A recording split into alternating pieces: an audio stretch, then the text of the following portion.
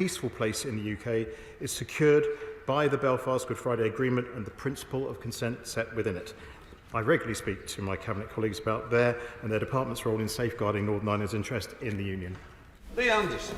Thank you, Mr Speaker. I voted for the Windsor Framework because the Prime Minister said it removed the Irish Sea border, yet £192 million is budgeted to be spent on installing border posts for this non-existent Irish border. So could the Secretary of State please advise the House of the number of checks on people and goods travelling through Great Britain and Northern Ireland, as these checks increased or decreased since the introduction of the Windsor Framework? Can I thank the honourable gentleman for his question? And it really does depend on whether. So even in the Northern Ireland Protocol Bill, there was provision for a red lane for those goods that were going into Northern Ireland that might well flow into the Republic of Ireland itself.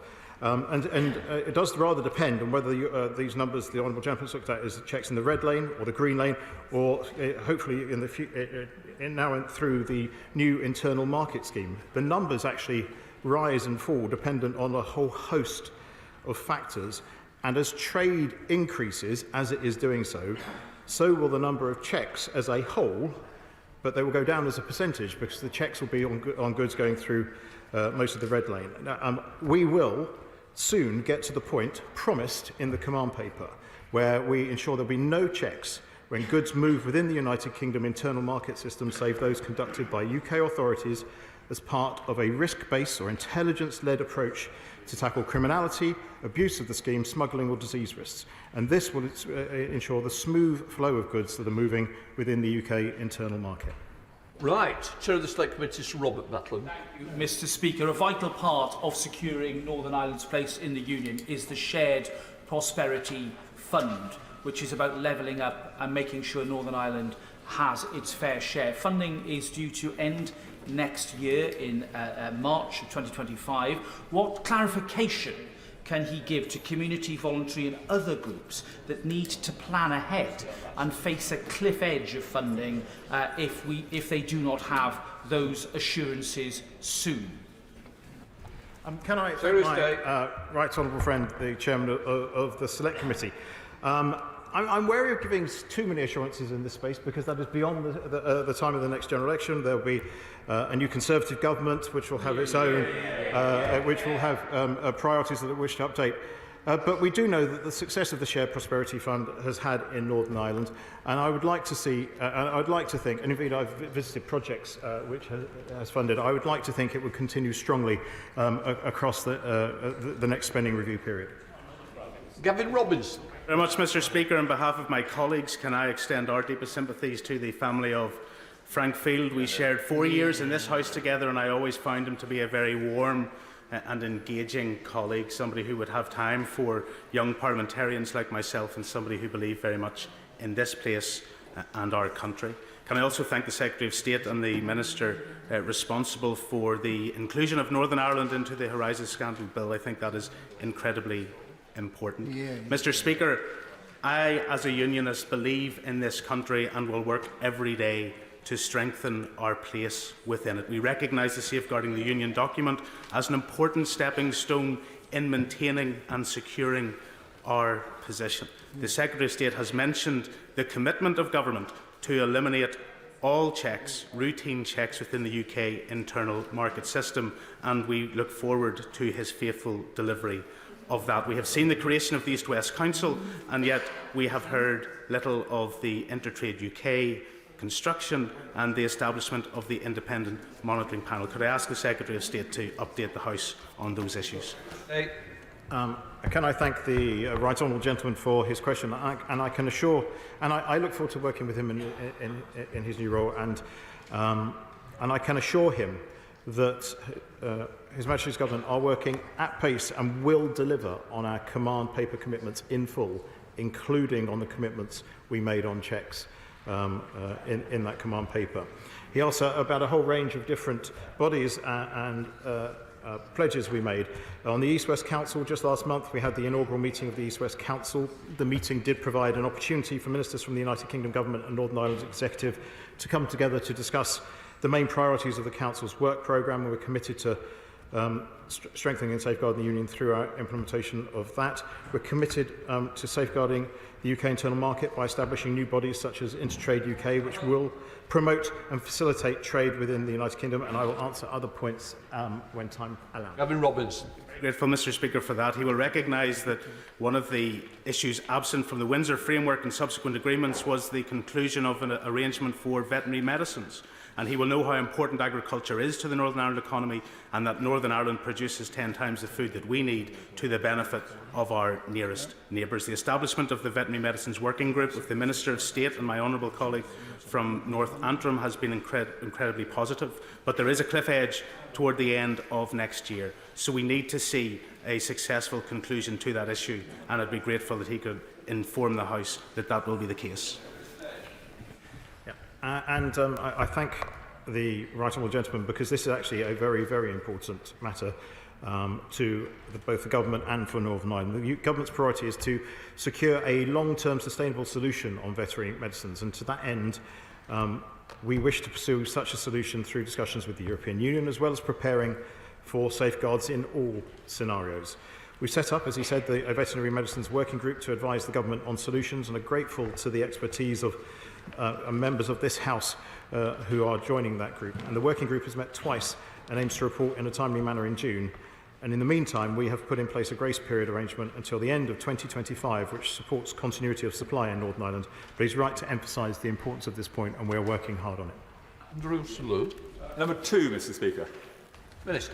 Mr. Speaker, the UK Government is committed to the long-term economic growth of Northern Ireland and is working closely with the Executive and business to demonstrate what a fantastic place that Northern Ireland is to live, to work and invest. Some of the things we've done have included the Northern Ireland Investment Summit.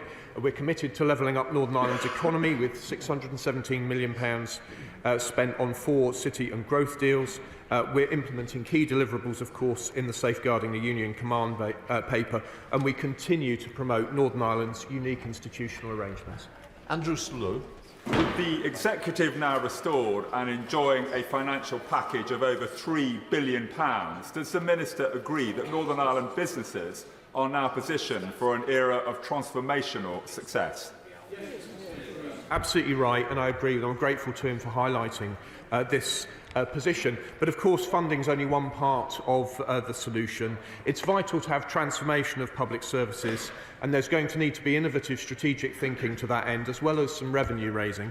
The government absolutely stands ready to assist the Northern Ireland Executive with formal structures to help them towards those ends. I'm grateful to him. The Minister of State for his answer. We have a massively skilled workforce in Northern Ireland, as everyone here knows, and I know the Minister knows. But in order to increase investment, Mr. Speaker, we must create more skilled jobs and employ more people within that sector. So what discussions has the Minister of State had with Cabinet colleagues to secure more jobs in our aerospace community in Northern Ireland? We can do more, we just need a bit more help. Thank you.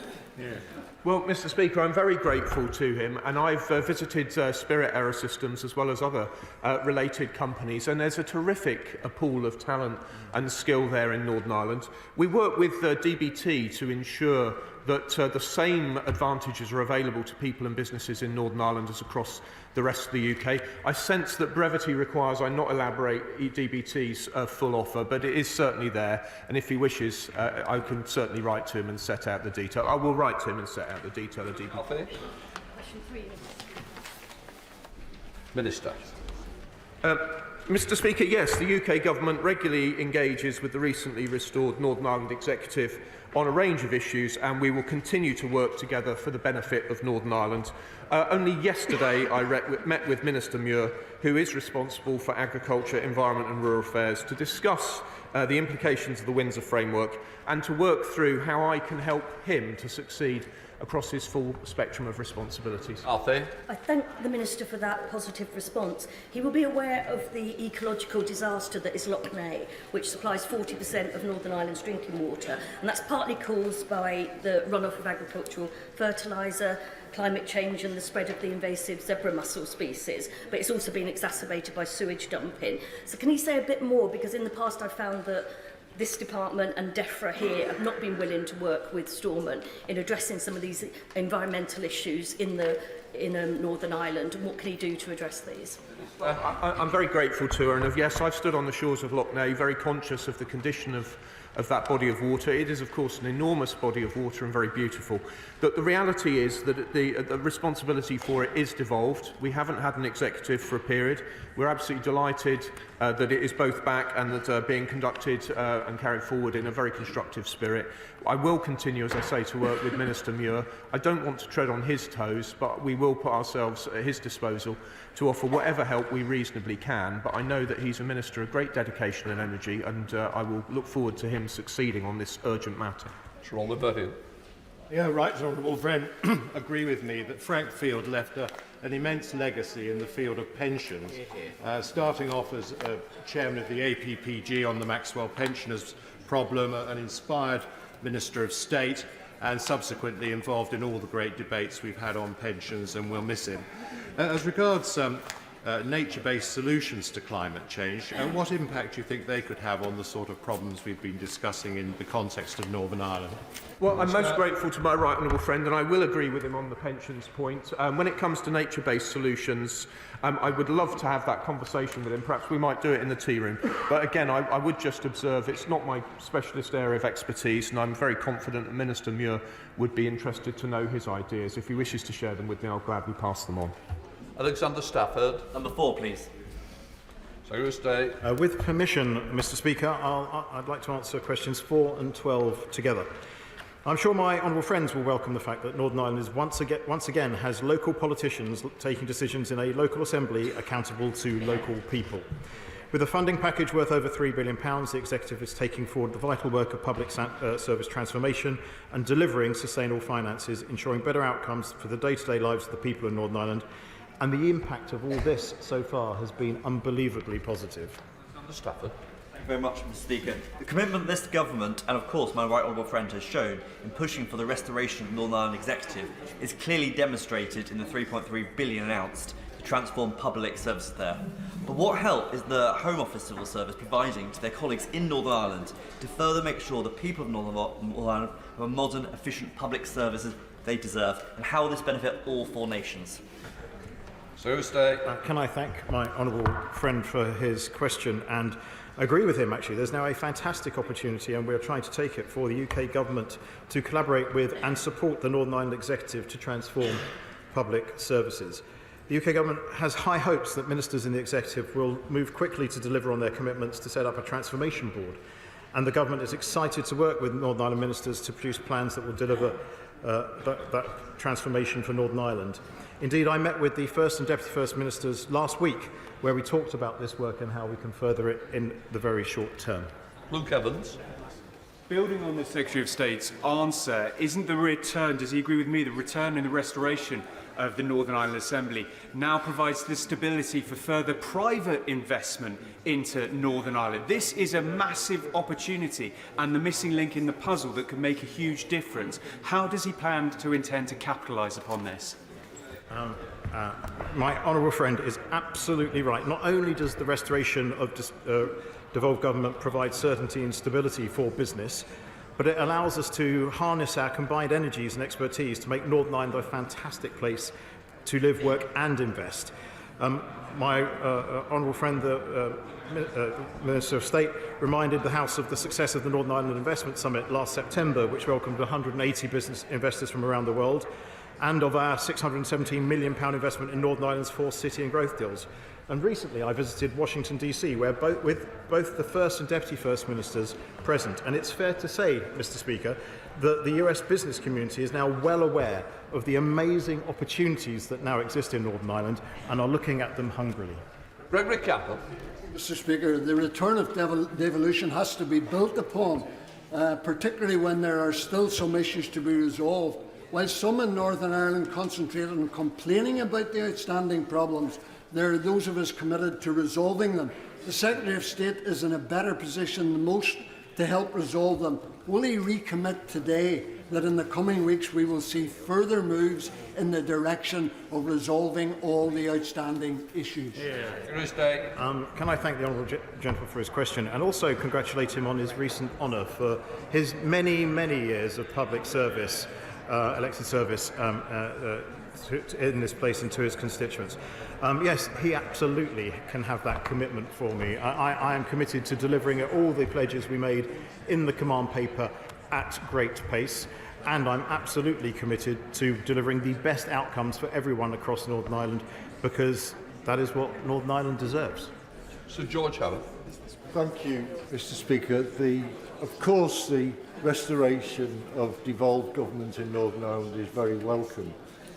The Minister will be aware that polling evidence since the Good Friday Agreement has shown that the big growth area in how people identify themselves is that a growing number of people identify as being Northern Irish, as distinct from Irish or British. What implications does he think that has on the way devolved government conducts itself going forward? Can I thank the Honourable Gentleman for his question, because it's a genuinely interesting point, the growth in the number of people who do declare themselves, who live in Northern Ireland, who declare themselves to be Northern Irish. And I'd like to think it reflects itself in the way that the First Minister and the Deputy First Minister are now go about conducting their business. They are working together as in a respectful and positive way, respectful of each other's communities and wanting the best for the place they represent. And I do believe this signifies a healthy development for the future of Northern Ireland politics. Chair Secretary of State Hilary Benn. Thank you, Mr. Speaker, for your eloquent tribute to Frank Field. He was a brave and a generous man. And can I say to the Right Honourable Member for Belfast East that we look forward to working with him in his new position. The UK's successful bid to host with Ireland the 2028 Euros is a fantastic opportunity for Northern Ireland, but with just 3 years left to build the Casement Park Stadium, the Executive has yet to invite tenders. In May last year, the Secretary of State was asked who would provide the money, and he replied, "All partners, I guarantee it." Given the clock is now ticking, how and well does the Right Honourable Gentleman intend, with others, to honour that guarantee so the stadium gets built on time? Secretary of State. I thank my Right Honourable friend for his question. He knows that he's asking the question of a football referee for the last 43 years and someone who's rather passionate about the game. And I really do want to see these Euro games played at Casement Park. I made clear that I would like to see Euro 2028 games take part in Casement Park. However, the latest costs that I've seen are significantly higher than the ones they were a year ago. And any taxpayer contribution to the Casement Park project will need to be made on a value-for-money basis. And I've said also many times there is no blank cheque here, especially when there is no contractor appointed yet. You do not want to artificially inflate a price. And the Northern Ireland Executive will also need to decide on whether and how it will underwrite any future increases in costs. So we are all partners, as I said back then, are working together to try and work out what the number is and how we can deliver on it. I'm grateful to the Secretary of State for that reply. One of the other challenges the institutions are facing is dealing with the continuing legacy of the Troubles. And 7 days from now, all civil cases and inquests related to the Troubles will come to an end under the Legacy Act, which is widely opposed in Northern Ireland. Does the Right Honourable Gentleman think that confidence in the new independent commission will be helped or hindered by the fact that he has recently brought 3 separate legal challenges to the disclosure by coroners of information to families about what actually happened to their loved ones, information which they have been denied for so many years? Secretary of State. I believe that actually the Honourable Gentleman there is conflating two issues. One is ongoing elements of how we deal with PII and the neither confirm nor deny policy in court cases in Northern Ireland and indeed across the United Kingdom. And secondly, what the new commission we're setting up to deal with legacy has to do. And I actually do believe that those who have even civil cases now will be able to use the ICRIR when it opens its doors on the 1st of May in good faith. Indeed, only this month, the former co-chair of the consultative group on the past, Dennis Bradley, stated that he thought and I quote, "the people involved around the ICRR are very good people, and I have a lot of regard for them. And if people decide it offers them something, then, then I'd be very reluctant to make too many strong judgments around it. Because, and this is the problem we are trying to solve as the UK government, and I quote him directly, we have created a swamp around Legacy, a complete swamp, and anything that helps some people to get out of that swamp, I won't be too critical." SNP spokesperson Richard Thompson. Thank you, Mr. Speaker. And can I add a tribute from my own party to Frank Field and send our condolences to his friends and family. In 40 years as an MP for Birkenhead, he was a very faithful servant not only to his constituents but also to this place. Right across the House, the return of devolved government to Northern Ireland has been rightly welcomed. Could I ask the Secretary of State to reaffirm his government's commitment to the principle of consent, not just in Northern Ireland, but also in Scotland and in Wales, that the peoples of these places should be able to choose the form of government best suited to their needs, whether that happens to be inside or outside of the United Kingdom? Secretary of State. Well, I very much welcome the Right Honourable Gentleman's welcoming of restored institutions. I'm also a great respecter of results of referenda. I believe in Scotland we've had one, and that's probably enough said. Jones. Question 5, Mr. Speaker. Mr. Speaker, the Government remains committed to supporting integrated education in Northern Ireland and has already made available funds to support more schools than ever to convert to integrated status. I and my noble friend Lord Kane look forward to engaging with the new Education Minister, Paul Given, to make progress on this important issue. Sarah Jones. 2 weeks ago, I travelled with colleagues to Northern Ireland and we visited Forge Integrated Primary School and met lots of very fine children. In 2015, £150 million of Fresh Start funding was earmarked for integrated education in Northern Ireland. So what does the Minister say to those schools who were expecting this funding but have found it's no longer guaranteed? Well, Mr. Speaker, the House may not know that in Northern Ireland only 7% of school children, 7% can be said to be attending an integrated school, and that is something which we would like to see change. On her particular point, I think it has to be said that the period over which Fresh Start funding was released would have ended at the end of March next year.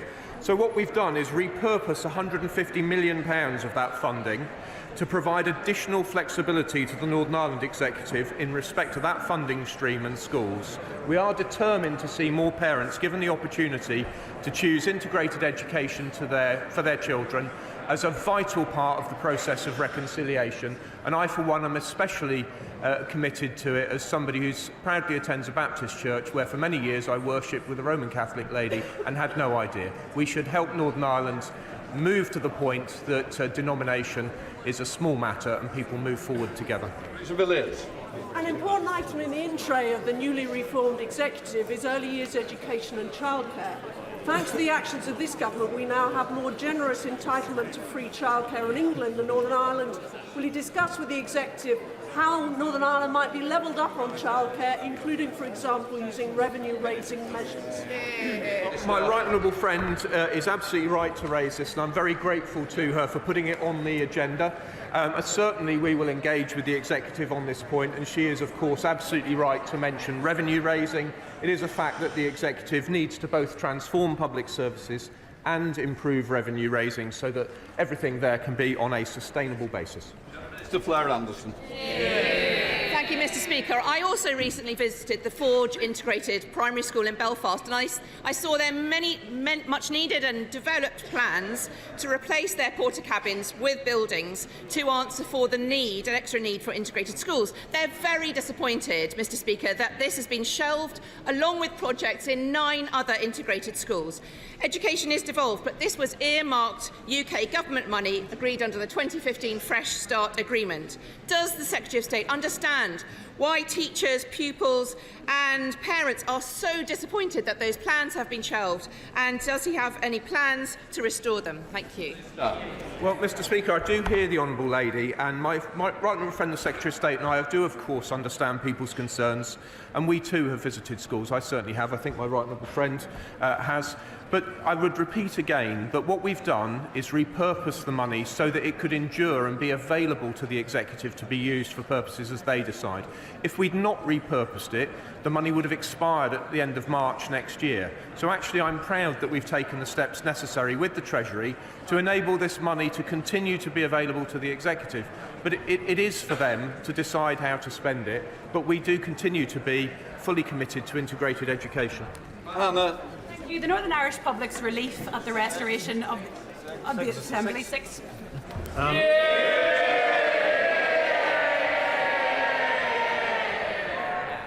I've met with the First Minister and Deputy First Minister last week, where we had a constructive discussion about the Executive's priorities.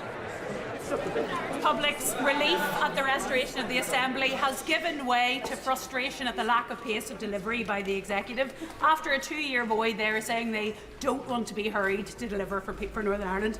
Health care staff who are oppressed, people waiting for special educational needs, and people watching Lough Neagh face into another summer of algae bloom are very much in a hurry for action. Northern Ireland urgently needs a delivery plan, it needs a programme for government, and it needs a budget. Yes, resources are part of that. Can the Minister update on any negotiations on the fiscal framework, and will he impress on the Executive the need for urgent action and not just warm words? Secretary of State. The one thing I did pick up from the First Minister and Deputy First Minister last week is they too want to act in all the ways that the honourable lady said, and their priorities include developing a programme for government which will enable them to take forward the vital work of public service transformation. They're only 12 weeks in, and I do look forward to good results in the short, medium and long term. Before we come to Prime Minister's questions, I wish to welcome our special guest who is observing our proceedings today, His Excellency Joria and Abdullah, Speaker of the House of Representatives of Malaya. Your Excellency, you are most welcome. We now come to Prime Minister's questions. Jonathan Gullis. Number one, Mr. Speaker. Deputy Prime Minister. Mr. Speaker, I have been asked to reply. I know that members across the House will wish to join me in offering condolences to the family and friends of Lord Frank Field. He was an outstanding parliamentarian who worked tirelessly to make society a better place. My right honourable friend, the Prime Minister, is in Berlin. He has announced the biggest strengthening of our defence in a generation. Mr. Speaker, I'm sure that members will also want to join me in wishing the Jewish community a happy Passover, a celebration of freedom. But of course, we remember the empty chairs of those hostages still being held captive in Gaza and call for their immediate release. Mr. Speaker, this morning I had meetings with ministerial colleagues and others. In addition to my duties in this House, I shall have further such meetings later today. Jonathan Gullis. Mr. Speaker, I too would like to pass on my thoughts and prayers to Lord Field's family, friends and colleagues, and particularly the students and teachers at the Birches Head Academy in Stoke-on-Trent who are part of the Frank Field Education Trust. Mr. Speaker, since being elected in 2019, I've helped reopen Tunstall Town Hall with a new library and family hub, secured funding for additional CCTV, a new alley gate and better lighting in Tunstall to make sure our streets are safe, breathing new life as well into Tunstall's old library and baths thanks to this government's levelling up fund of 56 million to Stoke-on-Trent. But sadly, Labour-led Stoke-on-Trent City Council seek to undermine this progress by introducing a brand new garden tax on residents to have their garden waste collected, refuse to take planning enforcement against rogue and absent landlords who plague Tunstall High Street, and are increasing crime and antisocial behaviour by dumping undesirable people in the centre of Tunstall at the Sneed Arms Hotel. Does the Deputy Prime Minister agree with me that Stoke-on-Trent Labour... Order. It's normally Mr. Gullis who's loud, so please, let me hear it. just goes to show the disdain the Labour Party have for Stoke-on-Trent. So does the Deputy Prime Minister agree with me? It's time for Stoke-on-Trent Labour to axe the garden tax, to take the fight to lousy landlords and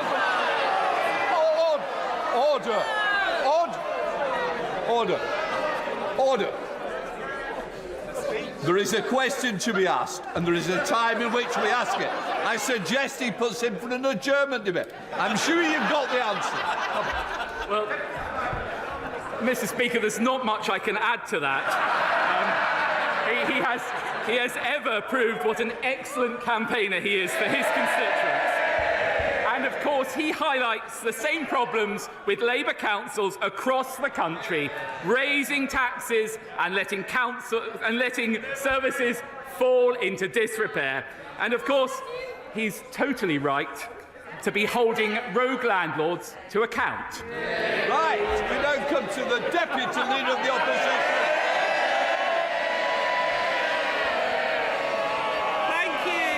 Thank you, Mr. Speaker. And can I first of all share with the Deputy Prime Minister's comments regarding our Jewish community and a happy Passover, and also start by acknowledging the loss of David Marquand and Baroness Massey, both of whom made historic contributions in this Parliament, politics and wider life.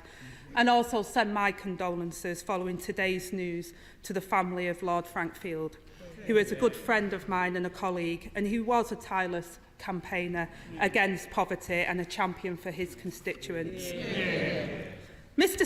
Speaker, I know the party opposite is desperate to talk about my living arrangements, but the public want to know what this government is going to do about theirs. Natalie from Brighton has been served with 2 no-fault eviction notices in 18 months. She joins nearly 1 million families at risk of homelessness due to his party's failure to ban this cruel practice. Now, instead of obsessing over my house, when will he get a grip and show the same obsession with ending no-fault evictions? Well, to begin with, it is a pleasure to have another exchange with the Right Honourable Lady in this House, our 5th in 12 months. Any more of these, and she'll be claiming it as her principal residence.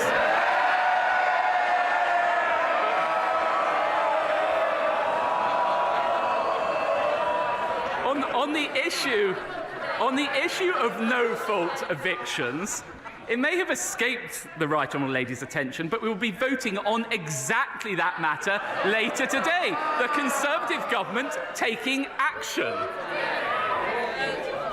Mr. Speaker, he clearly thought he could spend all week obsessing over my living arrangements. I didn't even bother to read up on his own government's bill this afternoon. The reality is, he caved in to vested interests on his backbenchers and delayed justice for people like Natalie. Yes. This week, the Housing Minister said there is no solid date for banning no-fault evictions. The Housing Secretary now says it won't happen before an election. So if he can give us a date, can he name it now? I can name the date for the Right Honourable Lady. Today. It's today that this House will be voting on it, and I'm confident that in line with our manifesto, we will deliver on that commitment. Angela Rayner. Mr. Speaker, he clearly hasn't been looking up on his own government bills.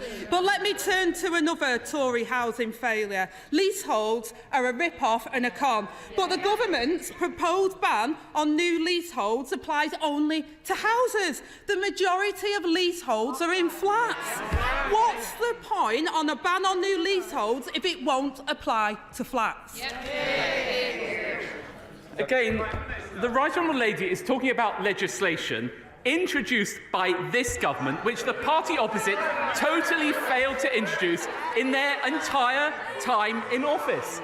And it's no surprise, because it's this government which has brought social housing waiting lists down by nearly 500,000 and delivered more affordable homes in the last year and last 12 years than Labour delivered when they were in office. But of course, all of this can only be paid for by making sure that we have a strong economy. And I'll tell you, her policy to repeal every single Conservative trade union law in the first 100 days would open the door to French-style wildcat strikes, sweeping away the reforms that made this country great.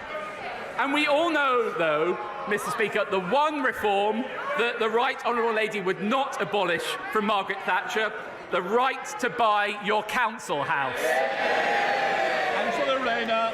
Mr. Speaker, I was expecting a little bit better from him today. He seems to be a bit worn out. Maybe it's the 3 a.m. calls from the bad men that have been keeping him up at night. But he also, Mr. Speaker, he also talks about strikes and the unions. We've had more strikes under this government's watch than any time before.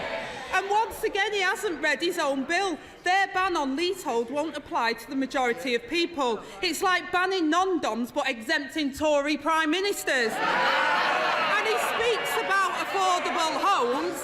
Families are trapped in temporary accommodation and stuck on waiting lists. And in the West Midlands, his mayor has used his multi-million-pound housing budget to build just 46 social homes in 8 years. That's almost as many as the Chancellor's property portfolio. But the British people know that his party won't build the homes that this country needs. So when are they going to get a chance to vote for a government that will? Well, I'm surprised the Right Honourable Lady raises the West Midlands when Labour-controlled Birmingham have virtually bankrupted the council, are hiking up council tax by 21%, whilst in the meantime, and I'm sure this would please her, continuing to hand out £1.8 million to the trade unions. By contrast, Andy Street, our brilliant mayor of the wider West Midlands, has delivered £6.1 billion of investment to improve transport. So there you have it, the contrast between the Conservative Party and the Labour Party. The usual political opportunism from her, failing to ask about the issues that really matter. If you want more bin collections, more potholes filled, lower debt and lower council tax, vote Conservative, because whether it's Ben Houchin in the Tees Valley or whether it's Andy Street in the West Midlands, it's only the Conservative mayors who deliver more for less. Well, Mr. Speaker, that's pretty revealing that he thinks that housing isn't an issue for the British people, because I think it really is. And people in glass houses shouldn't throw the stones, because in Birmingham and across the whole of this country, councils are facing black holes because of his government's austerity programme. And I would also warn the Deputy Prime Minister that Tory councils have also faced 114 notices, and Birmingham Council has had over £1 billion taken from their budget from some of the poorest people. More than 16,000 families face losing their homes after the party's mini-budget, Mr. Speaker, and mortgage bills continue to soar. Meanwhile, the former Prime Minister parades around the world in a twisted victory lap promoting a new book, saying that the mini-budget was her proudest moment. So since she won't apologise to those families losing their home, will he? Well, what the Prime Minister has done since he has taken office with the Chancellor is to restore stability to our economy, inflation halved and more down to 3%. And as a result of that, in an increasingly dangerous world, the Prime Minister was able to announce his plan for the biggest strengthening of defence spending in a generation.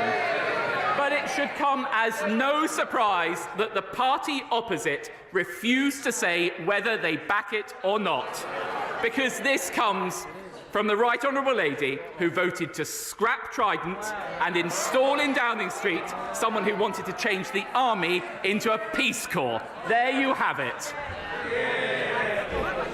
Mr. Speaker, defence, we all want to see 2.5%. The difference is that we haven't cut the army to its smallest size since Napoleon. And Mr. Speaker, never mind some secretive deep state. Never mind some secretive deep state. It's the state of the Tory party that's the problem. They're in a deep state of sewerage. After 14 years, they failed renters, they failed leaseholders and they failed mortgage holders. But, Mr Speaker, I read with interest that the right honourable gentleman has been urging his neighbour in number 10 to call an election because he's worried they might get wiped out. Has he finally realised that when he stabbed Boris Johnson in the back to get his mate into number 10, he was ditching their biggest election winner for a pint-sized loser?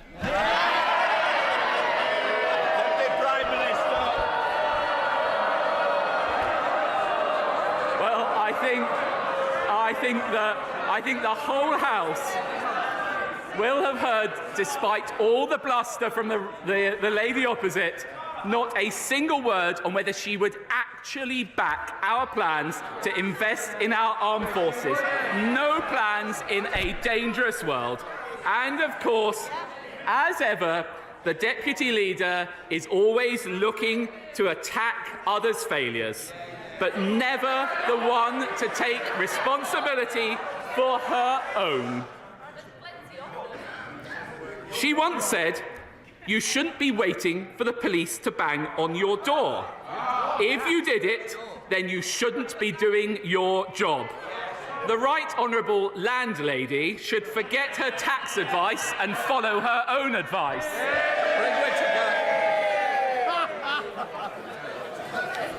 Thank you, Mr. Speaker. And levelling up, like my friend earlier, in the Calder Valley is absolutely on fire. 196.5 million for hospital reconfiguration, 150 million for flood defences, no fewer than 11 schools being remodelled or rebuilt as we speak.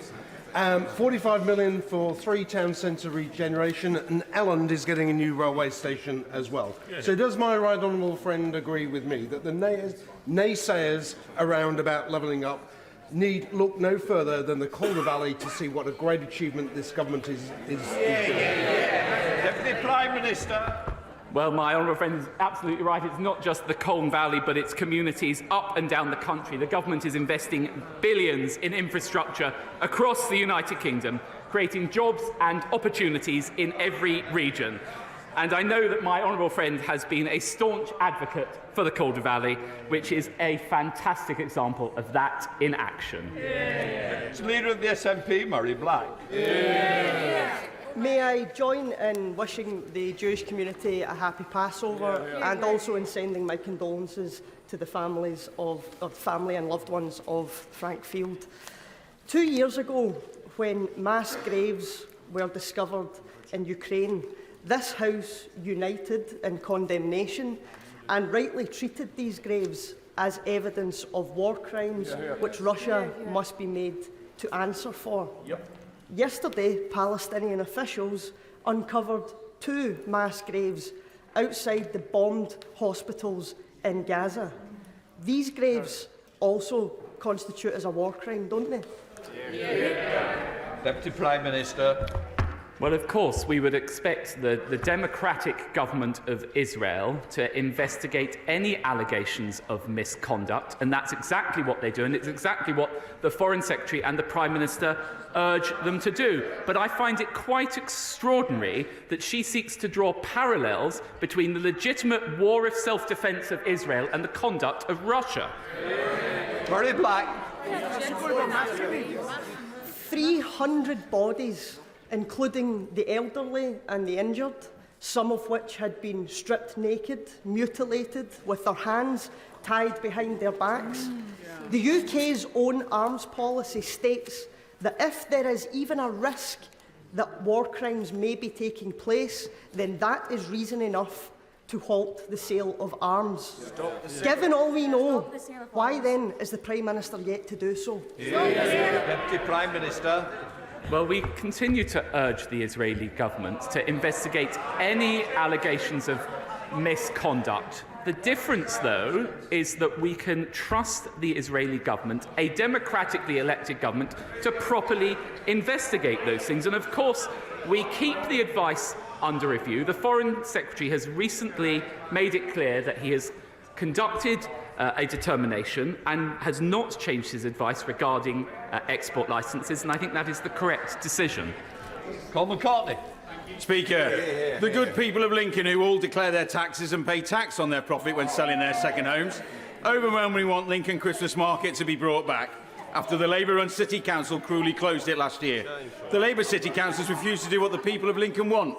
What message will the Deputy Prime Minister send to the voters of Lincoln before next week's local elections? Deputy Prime Minister.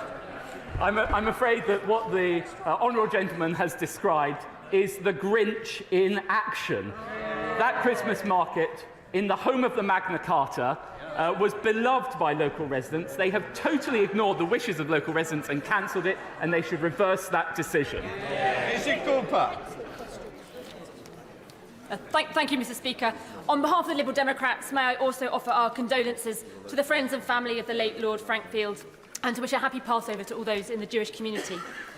Mr. Speaker, unpaid carers have shared heartbreaking stories of how they have been hounded by the DWP and told to pay huge fines for minor infringements on carers' allowance earning rules, all because the government failed to do anything about a problem they have known about for years. Yesterday, Mr. Speaker, one of the Prime Minister's own dementia advisers resigned, saying that this government's treatment of those unpaid carers was beyond the pale. So will the Deputy Prime Minister apologise to all those unpaid carers who have been failed by his government and commit to a full review of the system? Deputy Prime Minister. Well, first of all, I pay tribute to all those unpaid carers. Indeed, I met some of them over the weekend. I know how hard they work, and they keep our society functioning through their commitment to us. And that's why we've actually uprated the benefits by £81.90 a week and increased the carers allowance by almost £1,500 since 2010. Now, in respect of allegations of overpayment, of course, appropriate discretion should be shown, but if it is the case that there have been erroneous overpayments, it's right on behalf of the taxpayer to be able to recuperate those. But of course, we'll work with anyone who's struggling with those repayments to negotiate sustainable and affordable repayment plans. Virginia Crosby. Mr. Speaker, my Ireland constituency of Unismore is accessed via two bridges, the Menai Suspension Bridge and the Britannia Bridge. Holyhead is the second busiest port in the UK, but bridge repairs and the weather can result in long traffic queues. To make the most of our Anglesey Freeport and new nuclear at Wilver, a third crossing is vital. And last year, the Welsh Labour government scrapped plans for all new road projects, including our third bridge. On behalf of my Unismore constituents, will the Deputy Prime Minister use his influence to ensure that North Wales is not ignored by Cardiff and we get that third bridge? Deputy Prime Minister. Well, I know and understand the frustration across Wales, and particularly in the Honourable Lady's constituency, with this state of affairs. The Welsh Government have not prioritised building new roads. They're damaging growth potential in places like Anglesey. They're spending over £100 million on new politicians. And we will work with the Right Honourable Lady to make sure we resolve this. Sarah Jones. Thank you, Mr. Speaker. Mr. Speaker, the Conservative candidate for London Mayor has promoted Islamophobic tropes online, Shame on her. endorsed the beliefs of Enoch Powell, and claimed the black community has a problem with crime. In the week that we marked the 31st anniversary of the murder of Stephen Lawrence, does the Deputy Prime Minister really endorse these views? Deputy Prime Minister. Well, I think the Honourable Lady knows that she does not correctly represent the views of the candidate. And I find it extraordinary that she raises the issue of crime, because whilst Labour's London Mayor has increased the precept by over 70%. Actually, recorded crime has increased 20% in London. That is the record of the Labour London Mayor, and no wonder people will be voting against him. Cheryl Murray. Thank you, Mr. Speaker, and I note that I'm the chair of the Fisheries APPG and thank the government for the recent polyp catch compensation. On the 12th of May, we will see the first ever National Fishing Remembrance Day. I'll be marking this occasion by laying a wreath at a service being held at Lew Quayside by the memorial plaque, which has the name of my late husband and unfortunately others on it. Will the Deputy Prime Minister and will he ask the Prime Minister to mark this occasion by remembering those who have died, bringing this important food source to our table? Deputy Prime Minister. Well, I know how important this is to the Honourable Lady, and I'm sure she will be remembering her late husband Neil on this day. It's important that we all recognise the sacrifices made by fishermen and women to bring food to our table, and I know that my colleague Minister Spencer will be visiting Grimsby on that day. At Weston. Mr. Speaker, in today's Northern Echo, Borough Chairman Steve Gibson describes the Mayor of Tees Valley as having given away the future of the region's children. He was referring to the 40% of Tees Works with a forecast worth of £500 million gifted by Lord Houchin in a deal to 2 local business mates. Mr. Gibson, who helped establish the Local Development Corporation, describes it as unforgivable. Will the government finally admit Lord Houchin and the Conservatives have sold the Teesside taxpayers down the river? He talks about Teesside taxpayers. Actually, Ben Houchin has never imposed a mayoral precept in Tees Valley, full stop. And actually, at the same time, he's saved Teesside Airport and secured a new free port for Teesside. No wonder people will be voting for him again. So Ian Duncan-Smith. Mr. Speaker, can I ask my right honourable friend if he has seen the video that is doing the rounds of the theft in the shop in my constituency, Station Road, Boots the Chemist. In a space of 8 minutes, 2 threatening individuals robbed thousands of pounds out of that shop. And they're not alone. This is happening again and again and again. In fact, one of my team went out and photographed them leaving, brazenly, not caring and even spitting at the police. Will he now please say to the Home Secretary, through to the police, this is not a petty crime. This is a threat of violence and massive robbery. This should be a priority for the police. What we just talk about always is more police. Surely what we should be asking to be is more effective policing and get them off the streets. Deputy Prime Minister. Well, I think my right honourable friend is absolutely right to highlight this, and often it's the allegedly lower-level crimes are the ones that cause the biggest impact on communities. And I know that my right honourable friend, the Home Secretary, has been very clear on that point, and I will make it to him again. Is also why we're rolling out a range of crime prevention measures through the Safer Streets Fund, improving CCTV and street lighting, and we introduced the Police Crime and Sentencing Courts Act, again to give greater powers to the police to deliver tougher sentences for more serious offenders. Jeff Smith. Thank you, Mr. Speaker. Earlier on in the session, the Deputy Prime Minister said that when the Prime Minister and Chancellor took office, they restored stability to the UK economy. Who does he think caused the instability? Deputy Prime Minister. I remember. They might want to forget it, but I remember the day the Conservatives came into office in 2010, and what was the note left on the desk of the Chief Secretary? There is no money left. That is the challenge that we have addressed through the Prime Minister and Chancellor successively. Mr. Speaker, Labour's mayoral candidate in the West Midlands talks about housing but makes no commitment to protect our precious Greenbelt. He talks about transport, but he fails to commit to reopening Aldridge train station. And he committed to saving police stations such as Aldridge. Then when the Labour PCC said he would close them, he changed his mind and agreed to that. So we are left wondering, in my constituency, what does he stand for? So does my right honourable friend agree with me that only Mayor Andy Street has a plan and a track record to be trusted to deliver for the West Midlands?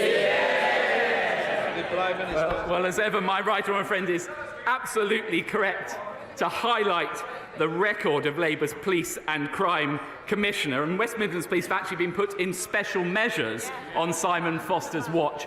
And when it comes to the Greenbelt, we've all seen the new wheeze from the Labour Party. redesignate green belt, grey belt and concrete all over it. Well, the Conservatives will not allow that to happen, and people up and down the country will vote Conservative to stop that happening. Thank you, Mr. Speaker. Conservative ministers like to blame strikes and the pandemic for the appalling waiting times in the NHS. The Blackpool Teaching Hospitals Trust hasn't hit its target for seeing patients in A&E within 4 hours since 2015. Before the strikes, before the pandemic, but 5 years after the Conservatives came to office. So who does the Prime Minister, the Deputy Prime Minister, blame for that? Deputy Prime Minister. Well, the party opposite like to pretend the pandemic didn't happen, and they like... That is the cause of the biggest pressure on the NHS. And they complain about NHS performance whilst backing strikes by doctors who unreasonably want a 35% pay rise. And despite all of those pressures, actually, A&E performance has improved in the past month. Mr. Speaker, the Labour leader of the almost bankrupt Hastings Borough Council and several other Labour councillors resigned from the Labour Party, citing that the National Labour Party has become overly authoritarian, a dereliction of local democracy, has lost its moral compass and is suffocating local voices because its only objective is power for power's sake. Would the Deputy Prime Minister agree that voting for Conservative candidates in upcoming elections will ensure local voices are heard and local democracy is upheld and better services are delivered? Deputy Prime Minister. My honourable friend is absolutely right to highlight the really serious concerns about Labour councillors in Hastings. And this is what one former Labour councillor said. Labour are no longer providing the policies, support or focus on local government. I couldn't have put it better myself. Mary Glendon. Speaker, with thousands of steelworkers' jobs on the line, the likelihood of industrial action and reports of a deal for India to be exempt from carbon taxes, will this government now back this detailed, serious and robust multi-union proposal as the only way to keep primary steel making in the UK? The government will engage with any proposals that have been brought forward, as we always do, but it is actually the case that we've already provided over £700 million in energy cost relief to the steel sector in the past 10 years, and it's also the case that even the past year, the government spent £97 million more on UK-made steel for major public projects. So we're continuing to work with the steel industry, but we've already provided tremendous support. John Barron. Thank you, Mr. Speaker. And I very much associate myself with the remarks of my right honourable friend regarding Lord Frank Field. He was a good man. I very much welcome the government's firm commitment to increase defence spending to 2.5% by 2030, something that will send the right message to our allies and potential adversaries alike. And it's something that the 1922 Defence Committee has been campaigning for a little while.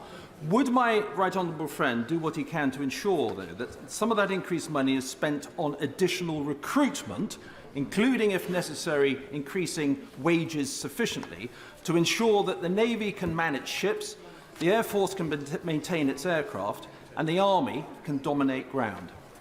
Deputy Prime Minister. Well, I know what a staunch advocate my honourable friend is for the armed forces and for funding the armed forces. And I think it's something that all of us can take great pride in, that we are putting the resources in now to meet the challenges that the nation is likely to face over the next 5 years. We'll be working through the allocation of that, but it is already the case that in January we had the largest ever number of applications in recent years to join the armed forces. So we're making progress on that. John Morrow. Thank you, Mr. Speaker. My constituent Lisa cares for her mother. She works part-time at WH Smith's and so was sure to keep the DWP informed so that she wouldn't be overpaid carers allowance. But because of a DWP blunder, she now faces a bill for £4,000. Wow, shame. The Secretary of State for Science cares for her career. She works part-time as a woke detector. But when she blundered, calling a top scientist a Hamas supporter, The bill, tens of thousands of pounds in costs and damages, was picked up by taxpayers. Like Lisa. Why? Deputy Prime Minister.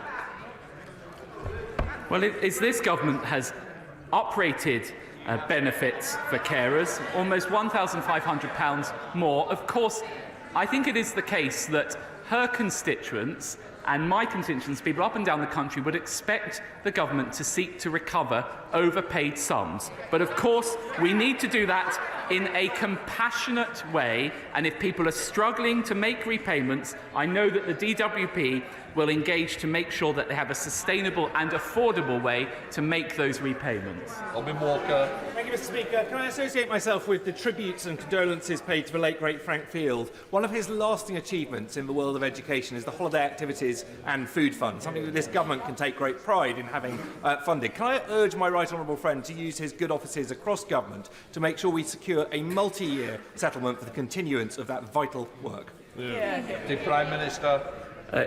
Yes, well, I know what an important piece of work this is, and his commitment to campaigning for it. We've already provided substantial sums for it, and I'm sure we will continue to do so. Stevens. Thank you, Mr. Speaker. As the chair of the Scottish arm of Feeding Britain, can I thank you and the front benches for their tributes to the great Frank Field. He chaired an all-party parliamentary inquiry 10 years ago on food poverty, and food bank use has increased relentlessly since then. So can I ask the government to consider, in Frank Field's memory, a cross-sector summit with the aim of helping communities to secure the resources to deliver food security programmes at the scale that is necessary?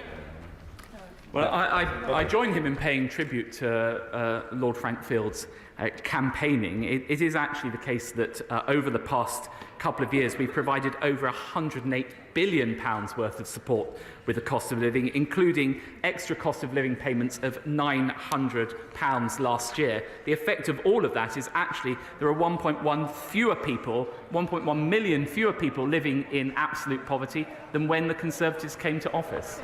Luke Evans.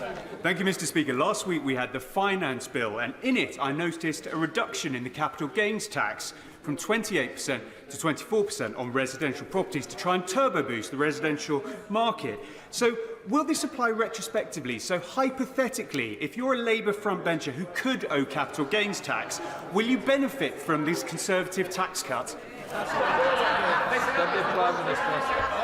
Well, I've always believed in having lower taxes that everyone pays. Final question, Kate Osborne. Mr. Speaker, this week marks the 5th Lesbian Visibility Week, founded by my good friend, publisher of Diva magazine, Linda Riley.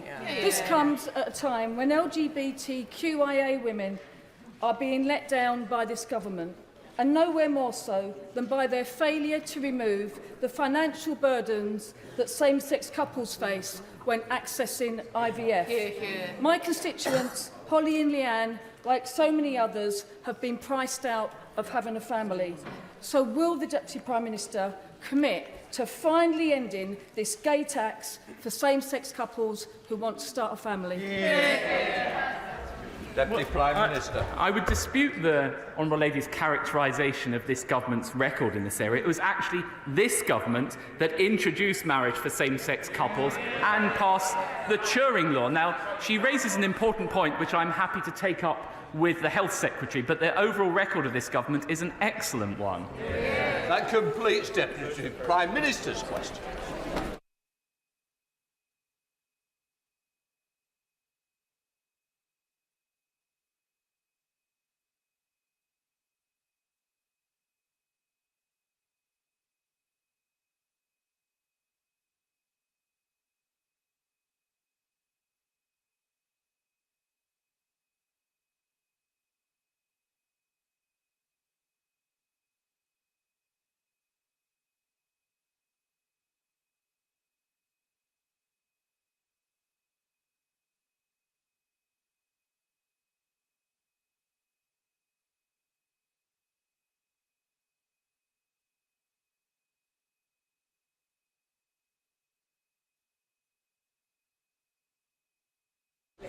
Right, we now come to the statement called the Secretary of State for Defence, Grant Shapps.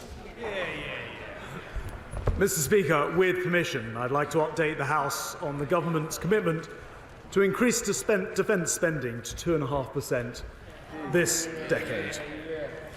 In January, in my speech to Lancaster House, I warned that we're entering a much more dangerous period, a much more dangerous world, and I made the case for a national conversation about defence spending. Since then, Putin has stepped up his attacks on Ukraine. China is increasingly assertive. Tensions have escalated in the Middle East, culminating in Iran's unprecedented attack on Israel 10 days ago, conducted in parallel with the proxies that Iran has nourished around Israel's border and the Middle East, including, of course, the Houthis, who continue to hold global trade hostage in the Red Sea. Mr. Speaker, since January, the world has become even more dangerous, not less, and we continue to ask more of our courageous and professional armed forces. Our sailors have served under the constant risk of attack in the Red Sea, helping to protect international shipping and our own cost of living. We bolstered our Royal Air Force presence in the Middle East, enabling Typhoon crews to intercept Iranian drones and missiles recently fired towards Israel. And around 20,000 of our personnel from all three of our services, with a huge inventory of naval, air and land assets, have been active around Europe as part of the largest NATO training exercise since the Cold War. In short, Mr. Speaker, we increasingly need our armed forces, and we increasingly are asking more of them. So yesterday, the Prime Minister committed to hit the 2.5% of GDP for defence by 2030. It means we'll invest an additional £75 billion into defence over the next 6 years, and it will be funded in full without any increases in either borrowing or debt. This represents the biggest strengthening of our national defence in a generation, and as the NATO General Secretary said yesterday, it will ensure the UK remains by far the largest European defence spender in NATO, and it means we're the second biggest NATO spender overall.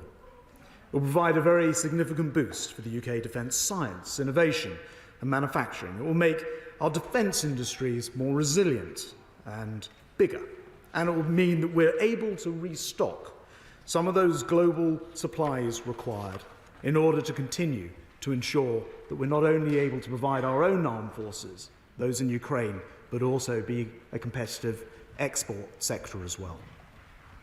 We also recognise the important role that defence plays in our national resilience by developing a new plan that, for the first time, brings together the civil and the military planning for how we would respond in the most severe risks that face our country.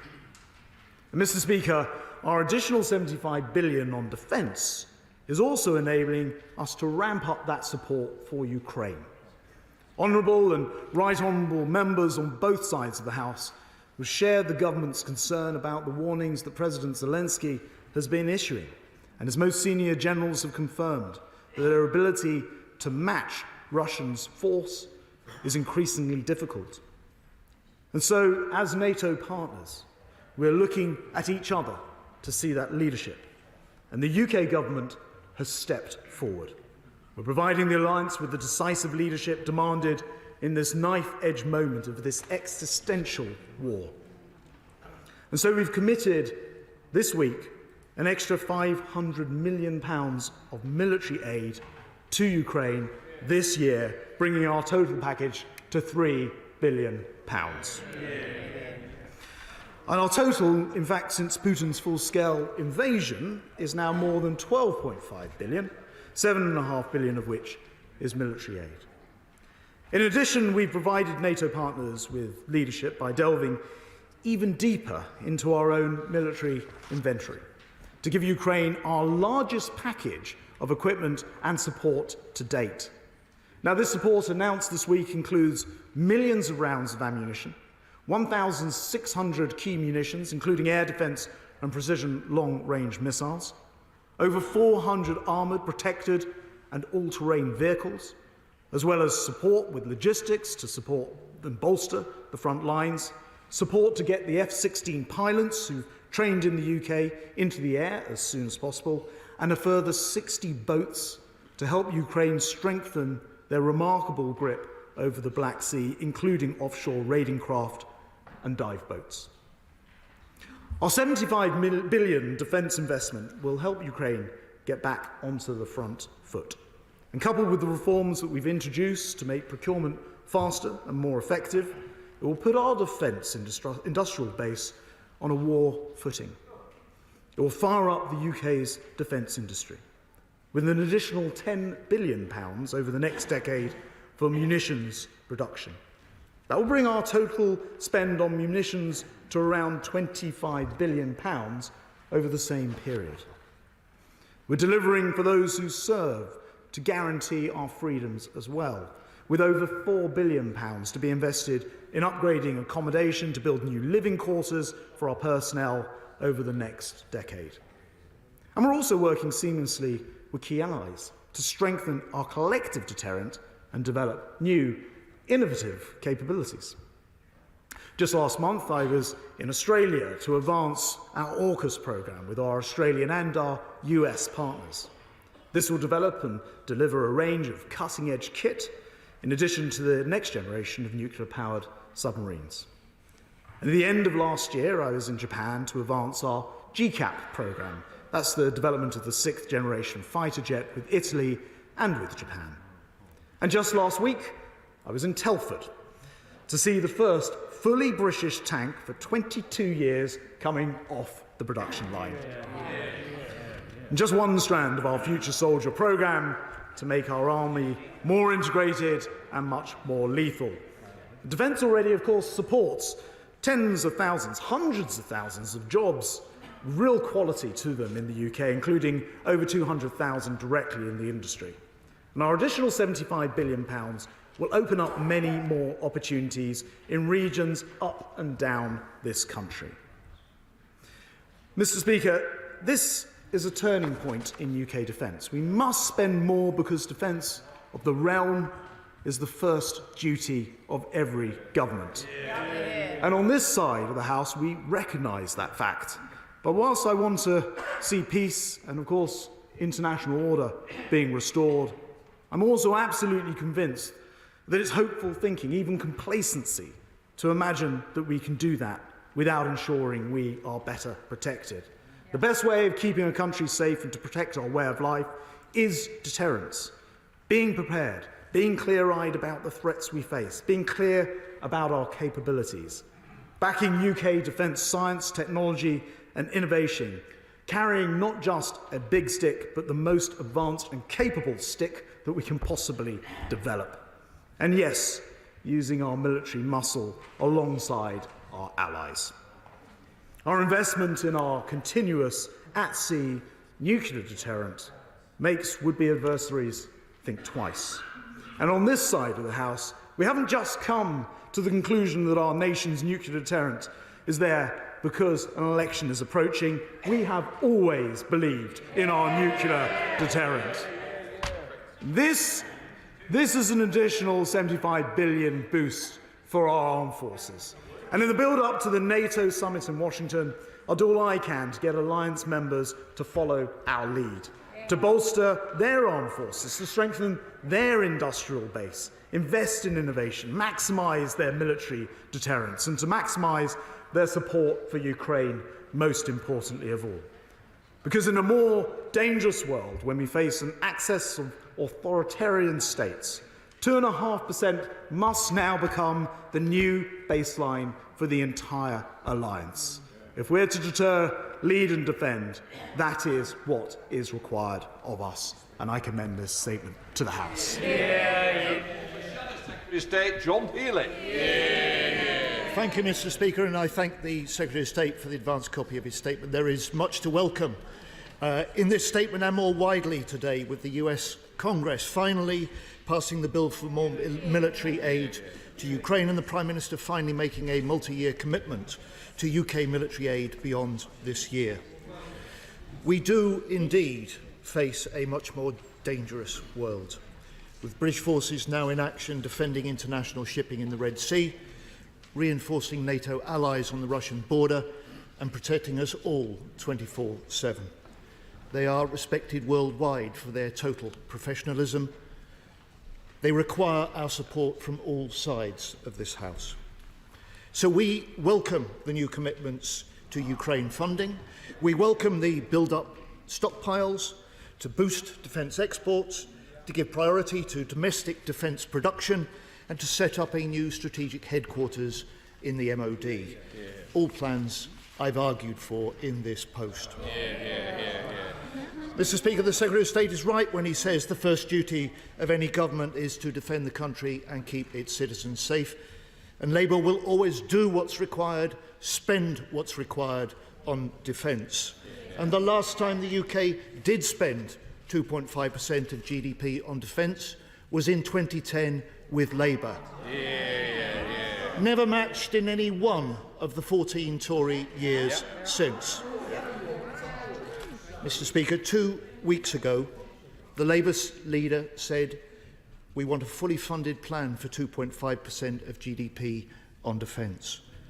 We share the same ambition as the government because we must do more to deal with the growing threats. We want this to be fully costed and fully funded. We want it to be set out in the government's baseline budgets. This 2030 target is not. It's in a press release. Why was this 2030 plan not in last month's budget? Or any of the other 5 budgets and autumn statements since the government first promised to spend 2.5% by 2030 2 years ago? None hit 2.5%, none reversed real cuts in day-to-day defence spending, none matched Labour's record in government. If this 2030 plan had been in a budget, it would have been independently checked, openly costed and fully funded. So where is the additional money coming from? How much from which other R&D budgets? How much from cutting how many civil servants in which departments? Mr. Speaker, they've tried this trick before.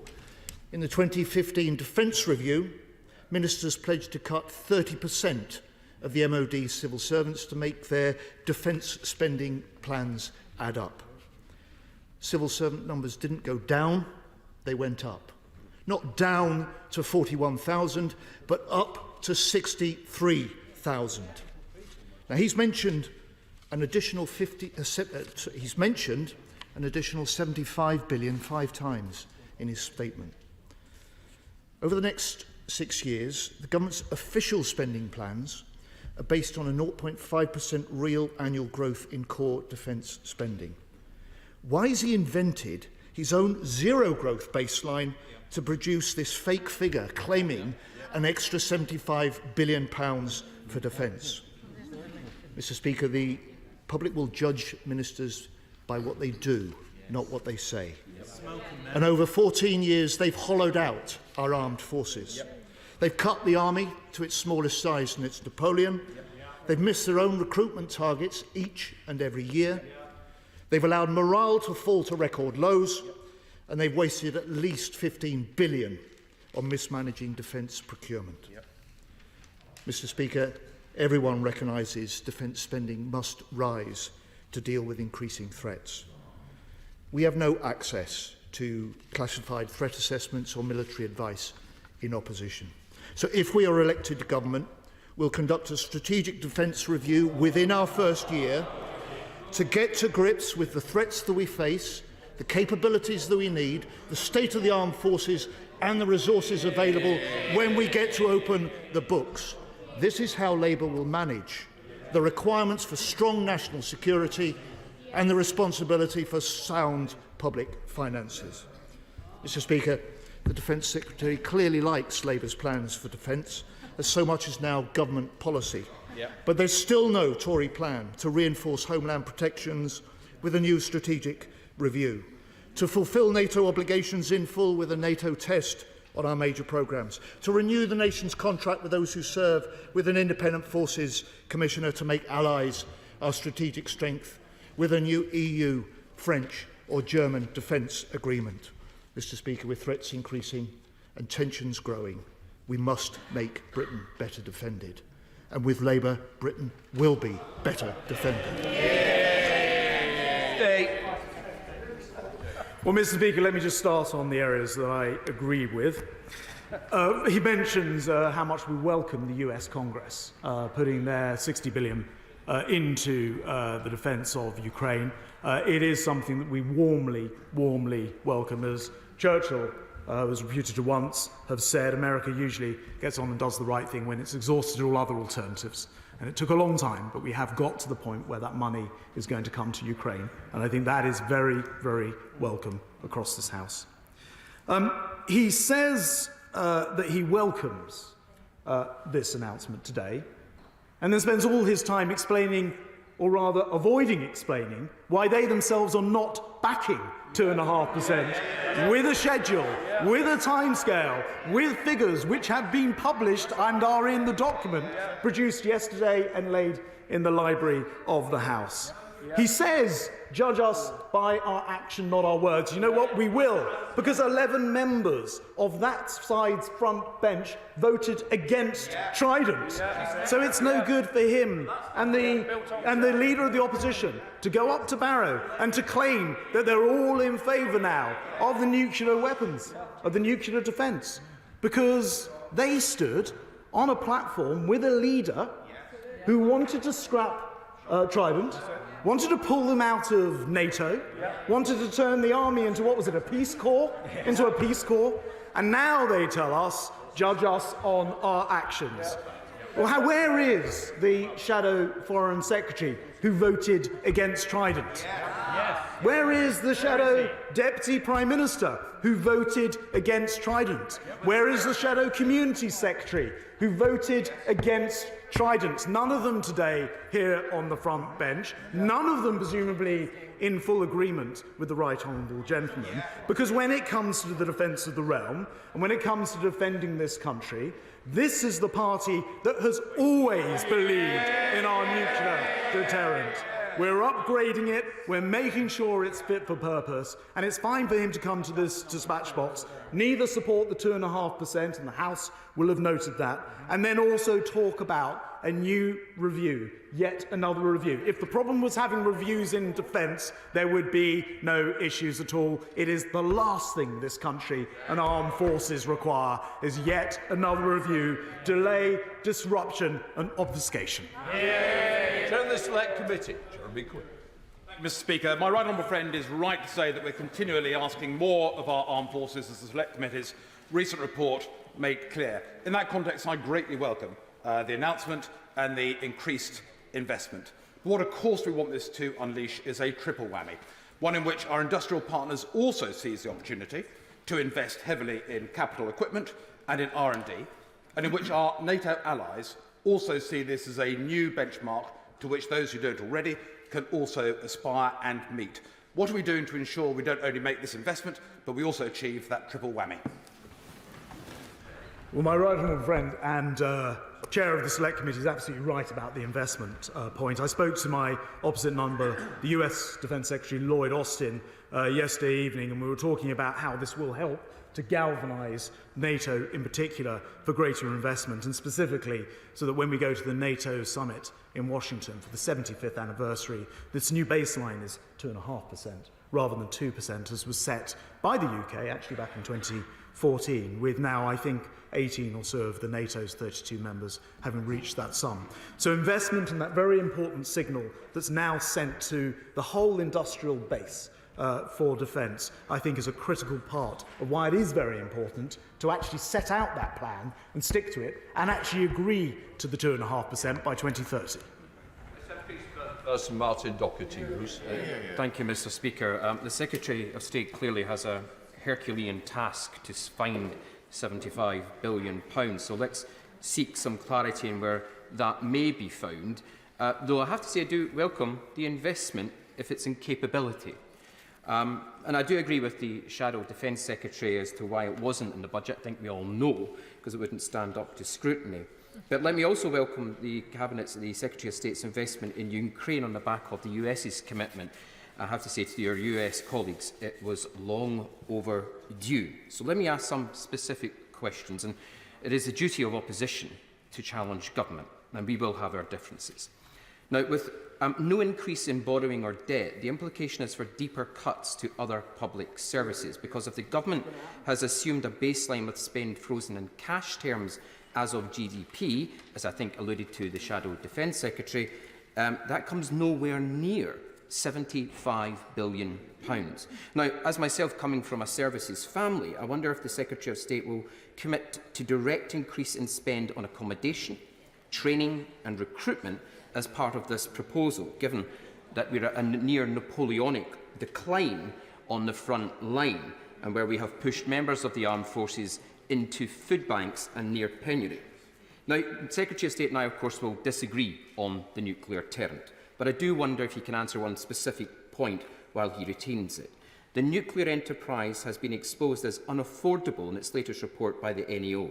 So what assurances can the Secretary of State give the House that the nuclear deterrent will not continue to cannibalise the MOD budget and specifically the £75 billion that he has proposed today? Mr. Speaker, the first thing I should point out, actually, in the document that is in front of the House, that on page 20 in the annex, it actually describes the uplift in defence budget.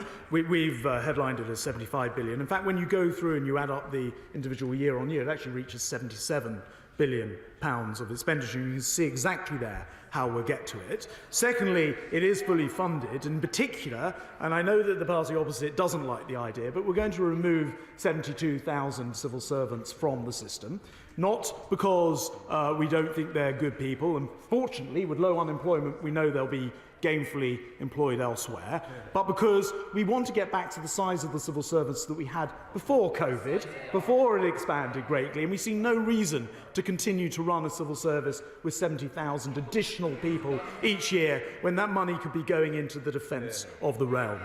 He asks about our commitment to armed forces and personnel and their families and accommodation. He may have missed it in my statement, but I mentioned £4 billion over this period that will now be investing thanks to this big uplift in their accommodation and conditions. And he'll be aware, I think, that last year there were a lot of problems with leaks and boilers not being fixed for considerable periods of time.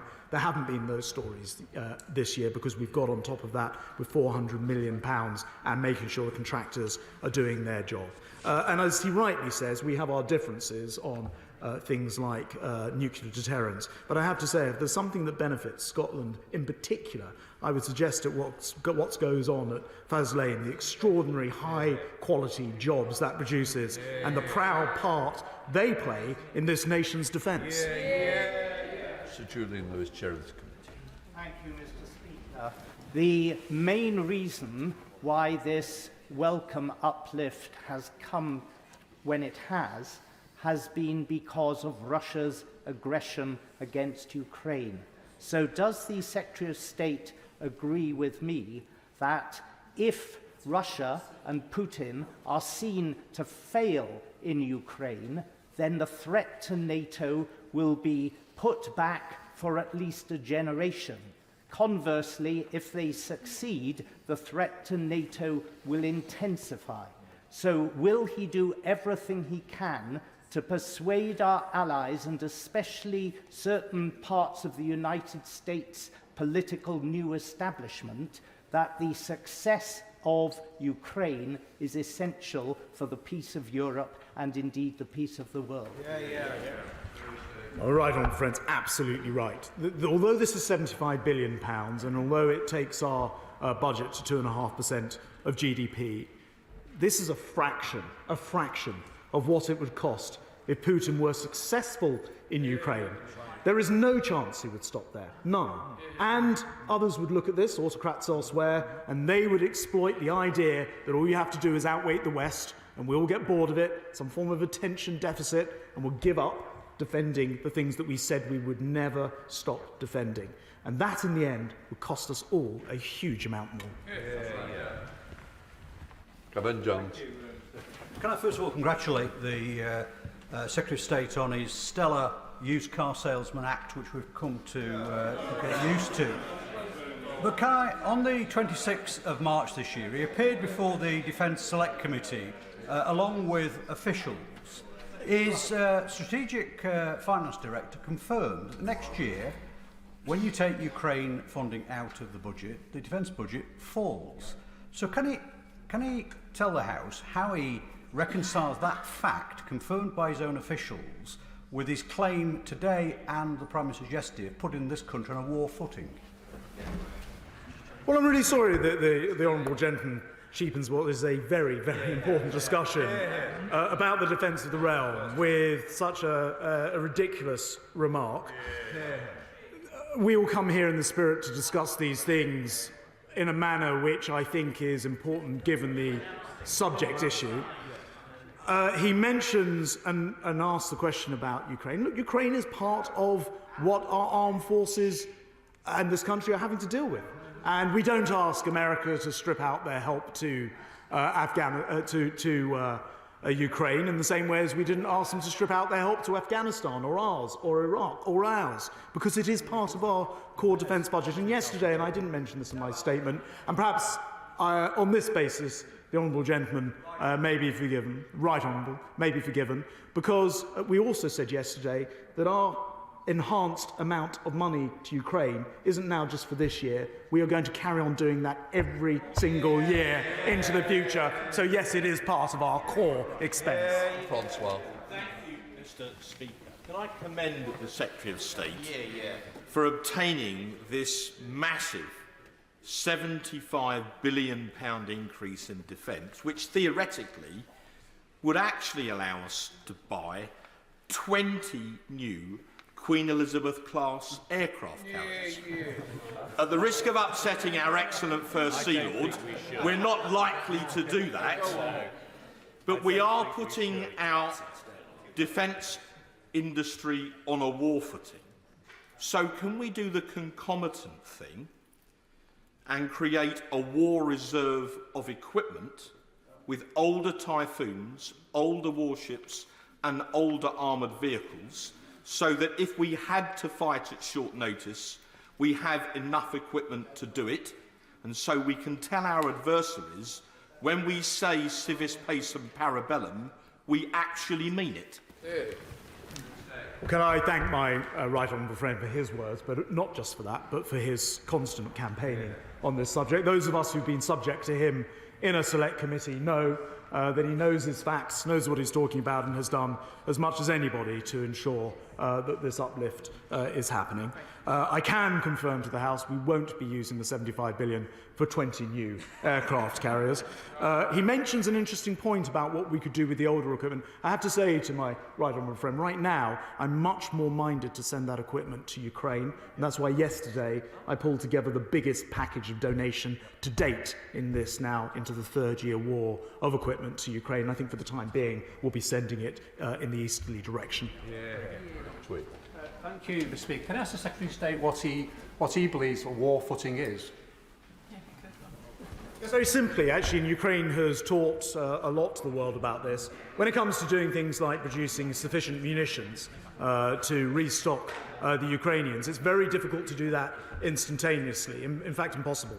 And so you've got this global competition for 155s or for missiles, and what we want to do is make sure that our own industrial defence estate is able to produce those things by telling them they're on a war footing, by putting £75 billion more in, and critically, by naming the date by which we'll get there, we put that industry on that war footing. Brax. Mr. Speaker, can I commend my right honourable friend for his stalwart stubbornness in getting this raise, so important raise, in defence spending, and I congratulate him. He and I both know, actually, that a lot more money is needed, but this is a step in the right direction. He's off shortly to meet NATO members, and I fear he's got a lot of work to do, because, for example, if you look at the Straits of Hormuz, one of the major trade routes for NATO and the West, only 2 NATO members are actually prepared to open fire on the Houthis. So does he feel that there's a lot of work to do when he goes to meet these NATO members, that they step up and spend 2.5% on defence, as they should do and as we are going to do? Madam Deputy Speaker, can I thank my gallant friend for his comments. He's absolutely right to point out that when it comes to being prepared to use the abilities that we have, this is a country, one of the only countries, which has both the global reach but also the desire and the preparedness to use them. That's why we end up in the Red Sea with the Houthis defending ships, and I can report there's been a particular incident today along these lines with our armed forces in action, and we can be very proud of everything that they do for us. Richard Ford. Thank you, Madam Deputy Speaker. And on behalf of the Liberal Democrats, may I welcome this statement about increased defence spending, albeit that it is about a time 6 years hence, rather than being specific about funding in the intervening years. There are 18 of 32 NATO members that are still not spending even 2% of GDP, including France, Spain and Italy. Encouraging them to spend more isn't so much about fairness, it's about helping to persuade sceptics in the United States that North America should remain engaged in Europe. Leverage with the NATO members at the summit in July is too late. What additional commitments did he and others in government obtain from allies before announcing the 2030 pledge? Well, Madam Deputy Speaker, first of all, I can assure the honourable gentleman that this actually starts this year. The £500 million is this year's budget. We've opted to give that money directly to Ukraine in addition to the money that we're gifting to them, bringing us to £3 billion in total. Secondly, I'd very gently point out, I don't think I've ever heard the Lib Dem benches arguing for more defence spending, but I welcome them strongly to this cause. I agree with him entirely that 2%, which we ourselves set back in 2014, is no longer the baseline that we should be working to. I'd also gently point out to him that the reason that Trident and in particular the subs have taken some time to replace was a small period in coalition when we couldn't get our Lib Dem partners to agree to get on with the job. Sir Bernard Jenkins.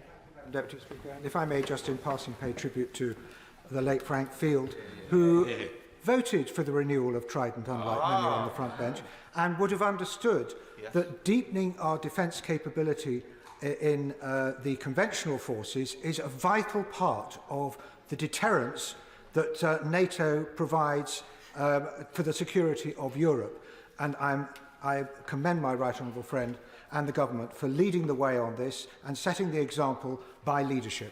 Well, can I thank my right honourable friend and actually also add my condolences to those others in the House this afternoon, to Frank Field, who was a great statesman, had really innovative ideas about welfare reform, which it took this government to actually enact, and is a great loss to us all. And I agree with him entirely about the leadership in NATO. Getting to 2.5%, I was talking to the NATO Secretary-General about this yesterday. We must make sure that this is the new level at which people operate. And if they did, if everyone joined us at 2.5%, then there'd be £135 billion per annum more in the collective NATO budget. It would make a huge difference. Dame Nia Griffith. Thank you very much indeed, Madam Deputy Speaker.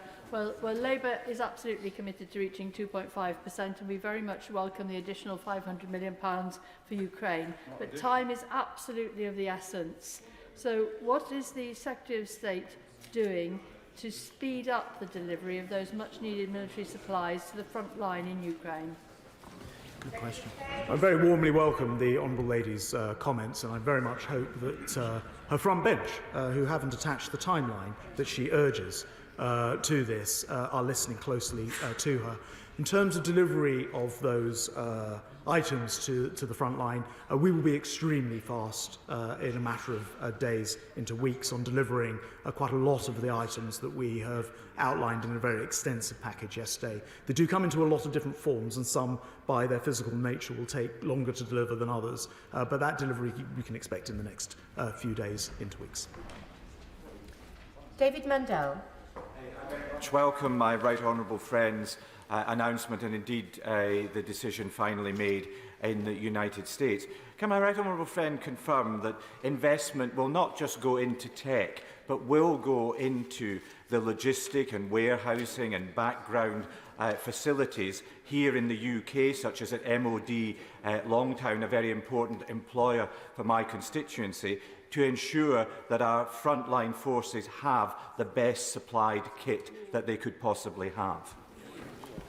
My right honourable friend can absolutely have that reassurance. In fact, one of the things we know is that in order to run a really lethal and effective armed forces, the support is actually extraordinarily important. So, yes, he absolutely has my guarantee of that. Yeah. Emma Hardy.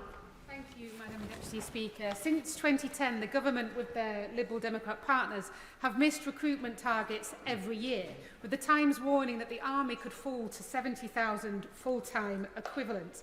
What is the Defence Secretary doing to ensure that those who wish to serve and defend our country are not put off by the broken recruitment system? Well, the Honourable Lady will be very pleased to hear that at the beginning of this year, in January, and then reflected in February as well, we had an 8-year high in applications for the Army, reflected also through the other services. I do agree we need to be much more effective at getting people who've applied, made the application, to getting right the way through the system. It takes too long. I think it's too disparate, people having to come for an initial interview, go away, come back for a medical. Why not do all those things at once? But other things are really helping as well. There was a nearly 10% pay increase for the lesser paid members of our armed forces this last year. That, I think, has helped with recruitment, and then, of course, people seeing our armed forces in so much action has also helped. But I agree, and my right honourable friend is spending a lot of time ensuring that we do make sure that the many recommendations, I think 67, in the Hawthorne-Waite review are put in place as quickly as possible. Bias Elwood. Thank you, Madam Deputy Speaker. I think I join many voices that have for some time called for an increase in defence spending, so we very much welcome this. And I think privately the Defence Secretary has been hoping this day would come as well. So congratulations for the work he has done behind the scenes to ensure this funding is secured. State-on-state conflict has returned in Europe. The world is more dangerous, more contested, more polarised. Could he expand a little the consequences to UK security and to the UK economy if Russia wins? And before rushing in to spend these increased funds, could he recognise the need to consider the full spectrum of threats and warfare that we face so money is wisely spent?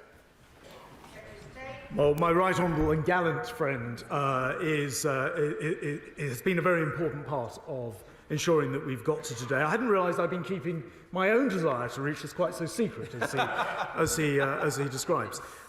He is also correct that the implication of Russia winning this war would be absolutely horrendous. The costs would make the costs of, for example, what this country had to put up with COVID seem small by comparison to what could then happen if other autocratic states decide to take a chunk of other people's land, which could have direct impact on our own economy, and therefore it is absolutely right. This is not, in my view, money that we're spending. This is money that we are investing in our own security to make sure that Russia and other despotic leaders like Putin never think they can try it on with us.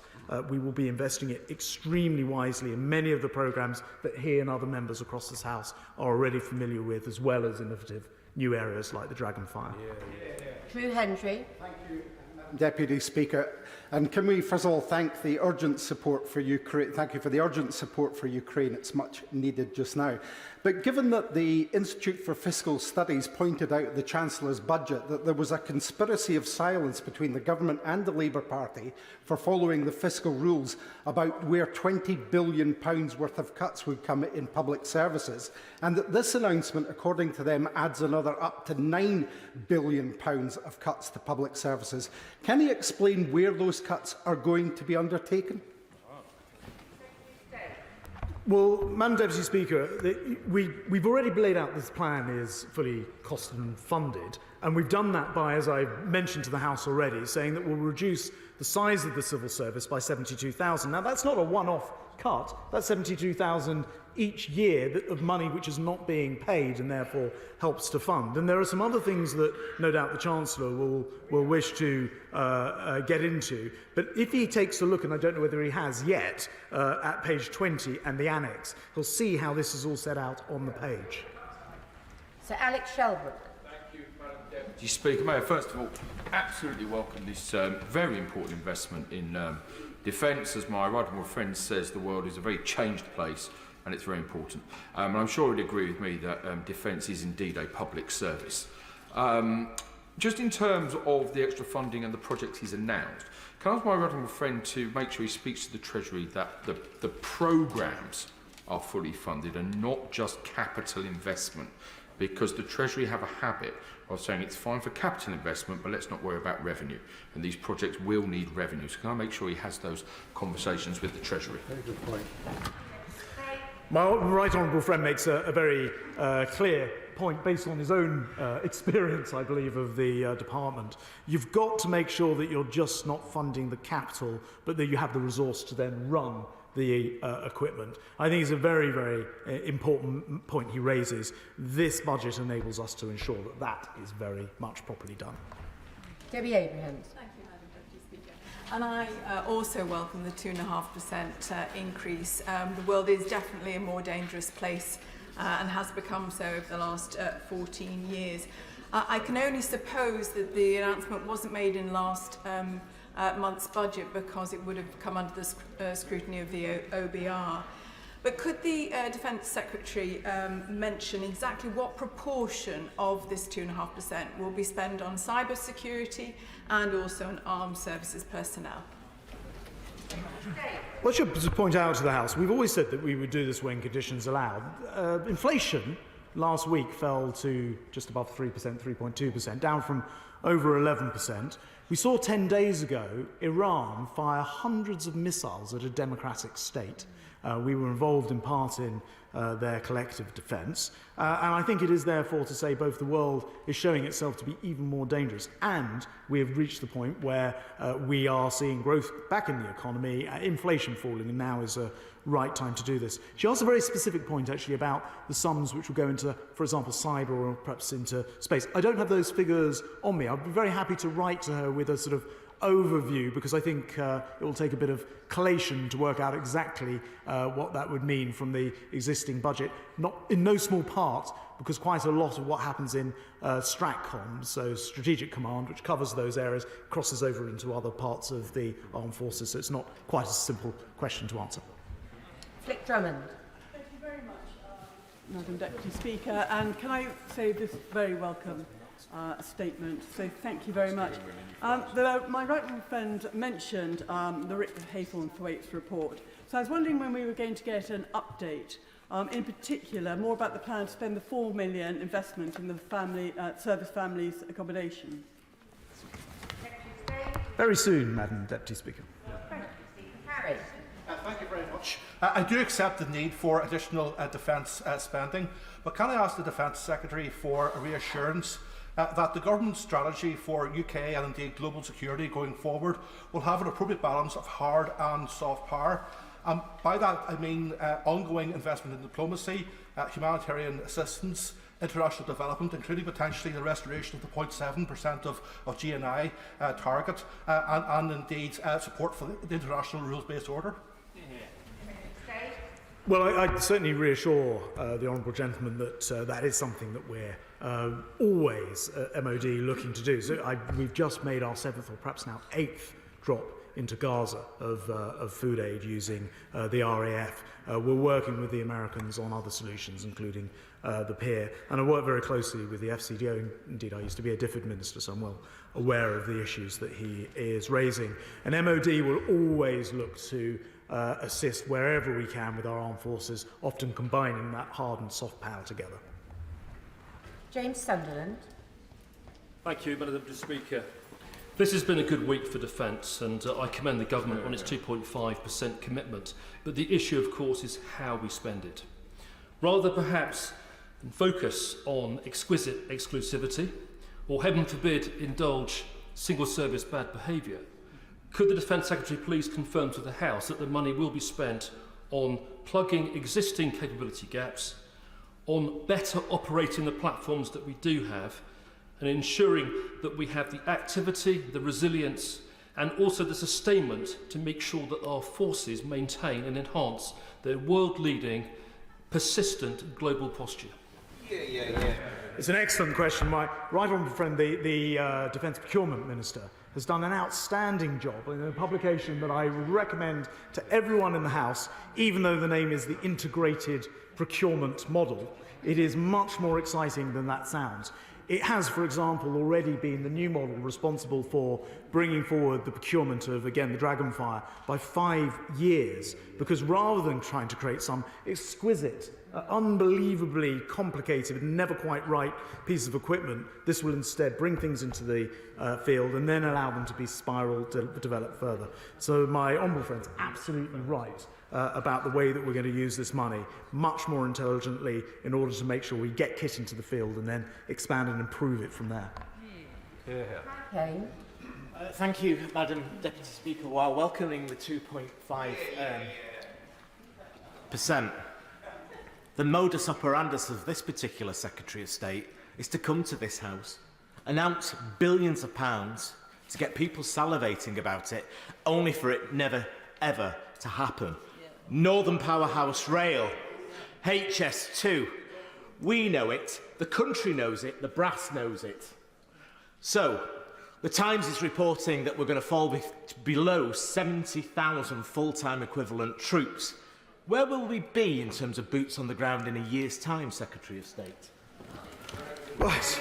I just say to the honourable gentleman that the way this won't happen is if the public go out and vote for his party, because I haven't heard this afternoon that they're committed to making it happen. So if you want to see 2.5% by 2030, vote Conservative. That's what we're going to give you. I think I'll leave it there. Sir Simon Clarke. Briefly want to add my tribute to the late Frank Field. He was an extraordinary man and a great parliamentarian. In welcoming the announcement of the additional $75 billion over the next 6 years, which is welcome and much needed, can I urge the Secretary of State to consider the potential for a fifth successor-class submarine, noting that the patrol times for the Vanguard class are now approaching 200 days. That is not sustainable. It's vital, I think, that we give ourselves as much operational capacity as we can with our deterrent. Well, of course, we'll always keep a very close eye, I say this to my right honourable friend, on the way that we are able to ensure the constant at-sea nuclear defence. I can confirm it has been at sea every single day for 54 years, and we do not intend to have that broken. Whether that requires, quite what that requires is a matter for defence study. As he knows, we're committed to 4 ships. They'll be far more modern in the dreadnoughts, and therefore, as with any modern piece of equipment, likely to be with greater reliability as well. But we will not let this country down when it comes to our nuclear deterrent. And this isn't something, as I said in my comments, my statement, just because we're approaching an election. We have always believed in our nuclear deterrent, and we always will. Kenny McCaskill. Thank you, Madam Deputy Speaker. Even Winston Churchill recognised that modern conflicts are fought by peoples, not by armies. Hence why the NHS and the welfare state were the genesis and formed from World War II. Yet now, while military spending is increasing, public services are collapsing. Is it not as important now to wage war on poverty on home as it is to prepare for war abroad? And if there requires to be an increase in the military and defence expenditure, surely that should come from the cancellation of the failed Trident project that is impoverishing the military services, rather than from public services. Why should the people pay for their wars? I quite literally, Madam Deputy Speaker, could not disagree with the honourable gentleman any more strongly. I know that even in my time as Defence Secretary, there are decisions that I've made that if we had not had the nuclear deterrent, I would have hesitated in making. It protects us every single day in ways which aren't always immediately obvious to everyone. And the idea that by not investing in our defence, we would somehow be safer, that somehow all that money would be available to invest in all these other public services is, I think, to misunderstand the first principle of every government. We are here to defend the realm, without which there would be nothing to pay for internally, because we wouldn't be safe externally. Sir Edward Lee. In the 1930s, a wise government ensured that RAF airfields were upgraded and improved, and that saved us from extinction in 1940. Well, if we are to be on a war footing, will the Secretary of State remind the Home Office that it is their duty to maintain the best runway in Europe, 10,000 feet long, at RAF Scampton, instead of letting it rot at present? And if they're incapable of doing it, will they hand it over to Scampton Holdings as soon as possible, as we've argued for 15 months, so it can be used, improved, and be available for a future emergency? Well, my right honourable friend is speaking to the converted as a keen pilot. I agree with him entirely, and in fact, it usually works the other way around, but I will offer him a meeting so that we can discuss RAF Scampton and its long-term future rather than the short-term in more detail. Joan Kitchen. Thank you, Madam Deputy Speaker. Coming from a naval family, it is important to me that Labour are also wanting to reach 2.5%. Our ambition is no less than the government. The Defence Secretary has said that this defence spending increase will be funded in part by big cuts in the civil servants. So, how much of this cut will be in the MOD civilian workforce, and will the RFA be exempt? Well, firstly, can I welcome the Honourable Lady's support for this package, for the 2.5%, and gently suggest that conversations with her own front bench would be important at this point, in the interest of national security, that both sides sign up to 2.5% by a deadline, which we note this afternoon has not happened. She asked a specific question about the reduction. It would be 10,000 reduction by 2028 in the MOD. Just to be clear, this is from about 60,000 to 50,000. I personally believe that is exactly the right thing to do. If that is helping to pay for our brave men and women in the armed forces out in the country, less bureaucracy and more action, I think that's a good thing. Mark Pritchard. For his recent visit to Shropshire, which he referenced, and also welcome his statement, and indeed the statement of the Prime Minister yesterday. This is record investment into UK defence, which will be very welcome in Shropshire. Would he like to take this opportunity to put on record his thanks to all those that work in uniform and civilians at RAF Cosford, MOD Donington, Babcock, and indeed RBSL BAE Systems, which he recently visited, and confirm that the UK's defence and Shropshire's defence is secure with this government?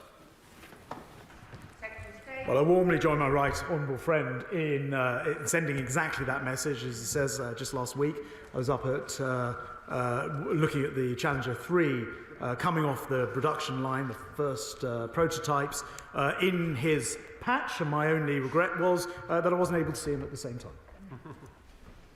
Deirdre Brock. Deputy Speaker, my written questions this week uncovered another worrying increase in nuclear safety events at nuclear weapon sites in 2023, with the first Category A safety breach in 15 years at Faslane and the highest number of Category B incidents since 2006. Category A incidents defined as those that had an actual or high potential for radioactive release to the environment in breach of safety limits. A former chief advisor to a Prime Minister described existing nuclear stock as rotting and a dangerous disaster. Can he tell us how much of this extra spend will go towards ensuring existing nuclear sites, at the very least, don't deteriorate further, threatening the health and safety of armed forces, staff and surrounding populations? Well, I'm pleased to report to the Honourable Lady that our defence, and particularly when it comes to our nuclear estate, standards are extremely high. Whenever an issue is found, it is properly and thoroughly investigated. Again, she's right to say that it's very important that we continue to invest in that. So, again, this money is good news. Obviously, every bit helps, and we want to make sure that it's being spent appropriately. As it so happens, we do appropriately fund the nuclear estate, but this will help to make sure that is put well beyond doubt.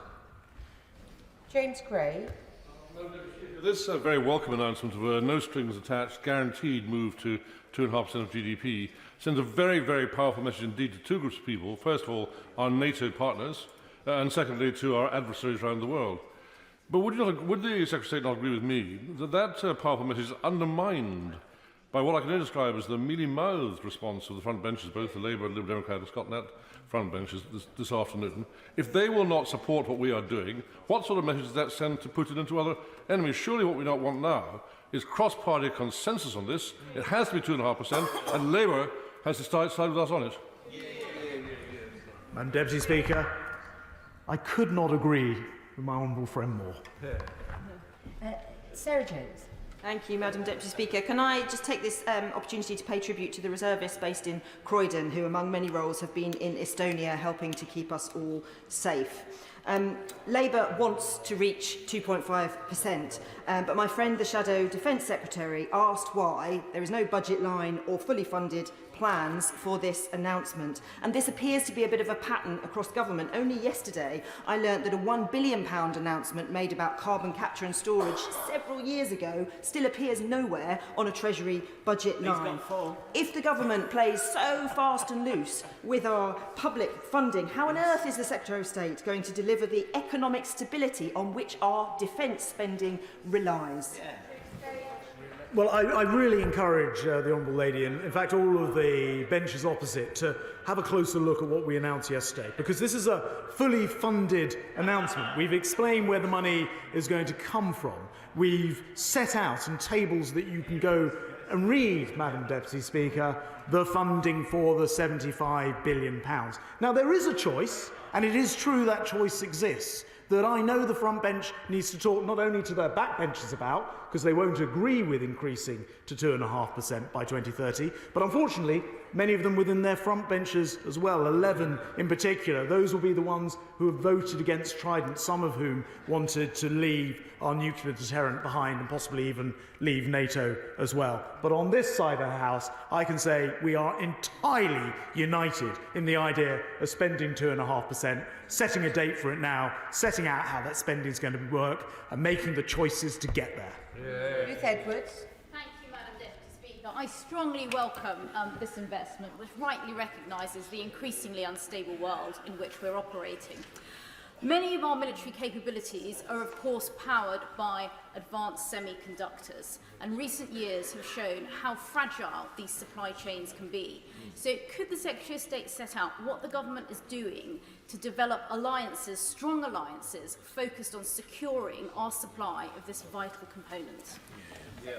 My honourable friend's absolutely right. Indeed, in another role as Business Secretary, I took the decision personally on Newport wafer fab, and it very much highlighted to me the importance of our own supply chain for advanced semiconductors, particularly now in the defence realm as well. As one of the reasons why in this plan that we published yesterday, we've committed to a new level of 5% of R&D for defence, to make sure that we are both researching, developing, and then through the expansion of the military capability, the industrial base, producing as well the things that we need for our armed forces. Ashley Dalton. Thank you, Madam Deputy Speaker. Labour wants to reach 2.5%. I don't know how many more of my colleagues on these benches need to say that before it actually gets through, and my honourable friend, the Shadow Secretary of State, said that very clearly in his contributions, if anybody was listening. However, the Secretary of State has said repeatedly on the media rounds this morning and in the chamber today that on page 20 we can find the fully costed plan. Now, bearing in mind that there is no mention on page 20 of how this 2.5% will be reached through the cuts to the civil service, which the Secretary of State's given, and also let's bear in mind that the entire civil service budget is only 16.6 billion. Where is the fully funded plan? Because it is not on page 20. Madam Deputy Speaker, the Honourable Lady once again asserts, as if you just asserted often enough, and I wrote down what she said, that their side, she says, wants to reach 2.5%. You can't just assert it. You have to actually will the means to get there, and I did not hear that from the front bench this morning. They did not say that in response to the announcement yesterday. Now, as in all normal cases, and particularly through spending reviews, the Treasury will set out all of the numbers going forward, but the fact of the matter is, the figures published yesterday show £75 billion more being spent, actually 77 billion, being spent from this year through to the end of the decade, in part paid for by 72,000 civil servants being removed from the system so we get back to where we were before COVID. Now, if Labour doesn't want to follow that particular approach, they have another one they could follow, but she can't just assert that they agree without actually explaining how they're doing it.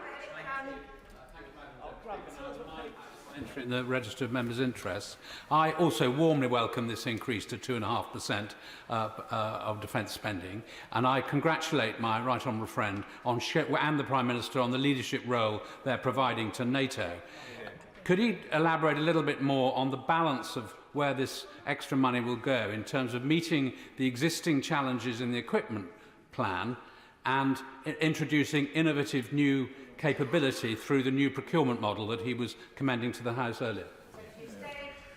Well, the real approach here will be to make sure that we are both ensuring that we're delivering the things that we've already said that we'll deliver in a changing world where we have, the threat of Iran, the threat of Russia, a much more assertive China, a nuclear armed North Korea. We're making sure that in those circumstances we adjust our programme to make sure it does what is required. And the new innovations, as I think you will have gathered from my comments about 5% being spent on R&D, are very, very important to us. I can see how now, in an asymmetric war situation, you can end up with the entire Black Sea fleet, Russia's Black Sea fleet, being made inoperative by a navy, Ukraine's, who have no fleet at all, a ghost fleet. And so we do need to look at the way that we do all of that, and this money will be used wisely in that context. Jim Shannon. Deputy Speaker, can I first of all thank the Secretary of State and the Prime Minister as well, and our government, for their clear commitment to the 2.5%. And also can I also thank him for the commitment of extra £500 million of aid for Ukraine. Really, really important. I think our Secretary of State and our government is setting the target for the rest of NATO to follow, and I hope that they will do that. I welcome very much the news of the increase in defence spending, which is something that my party, the Democratic Unionist Party, and myself have pushed for. But how much of the increase will be feet on the ground, and how much will be enhanced cyber security? Thank you so much.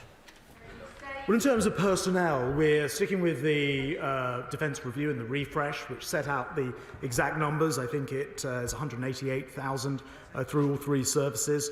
I've explained in the answer to colleagues previously about the extent to which new technology is really helping to shape our thinking, but also the lessons from Ukraine, and in particular the need to have munitions available and have larger stockpiles available. There are, of course, many excellent locations, including in Northern Ireland, where more munitions and missiles are being created as we speak, with something like an 8 times expansion. And I look forward to coming visiting some of those who will enjoy the additional £10 billion, bringing the total to, I think, about £25 billion over the next few weeks. I am anxious to make sure that all colleagues get in, but I would urge brief questions so the Secretary of State can give brief answers. John Barron. Deputy Speaker, and my right honourable friend will know from PMQs that as chair of the 1922 Defence Committee, this whole party welcomes this announcement. But can I suggest to him that a message from the government, would carry so much greater resonance globally if the official opposition could also sign up to it. I can assure him, as a former member of the armed forces, that actually when the country is speaking as a whole, official opposition and government together, that carries a much greater weight for the good of the country internationally. My gallant friend's absolutely right. We've seen how that has worked with Ukraine, and I'm sorry it's not working today with the 2.5% and the timeline to get there. I'm afraid it does once again prove that this country's safety is really in the right hands when Conservatives are in power. McCartney. Thank you, Madam Deputy Speaker. Can I just echo the words of the Secretary-General of NATO, Jens Stoltenberg, yesterday, who, after this defence spending announcement, said, yet again, the United Kingdom was leading by example. In terms of the £500 million support package for Ukraine, and having seen the awful pictures of missile attacks on Ukrainian cities, including the destruction of the TV tower in Kharkiv in the past 48 hours, can my right honourable friend confirm that the much-needed ammunition and missile systems will be over in Ukraine as soon as possible to aid their fight against Russian aggression? My honourable friend's absolutely right, both about what the Secretary-General said, that we are leading NATO in this regard, but also about the absolute importance of us being there for Ukraine. We cannot afford for this war to be lost. It won't be lost. And I can also confirm to him that there's a comprehensive list of the items that we'll now be supplying that I'll make sure he receives.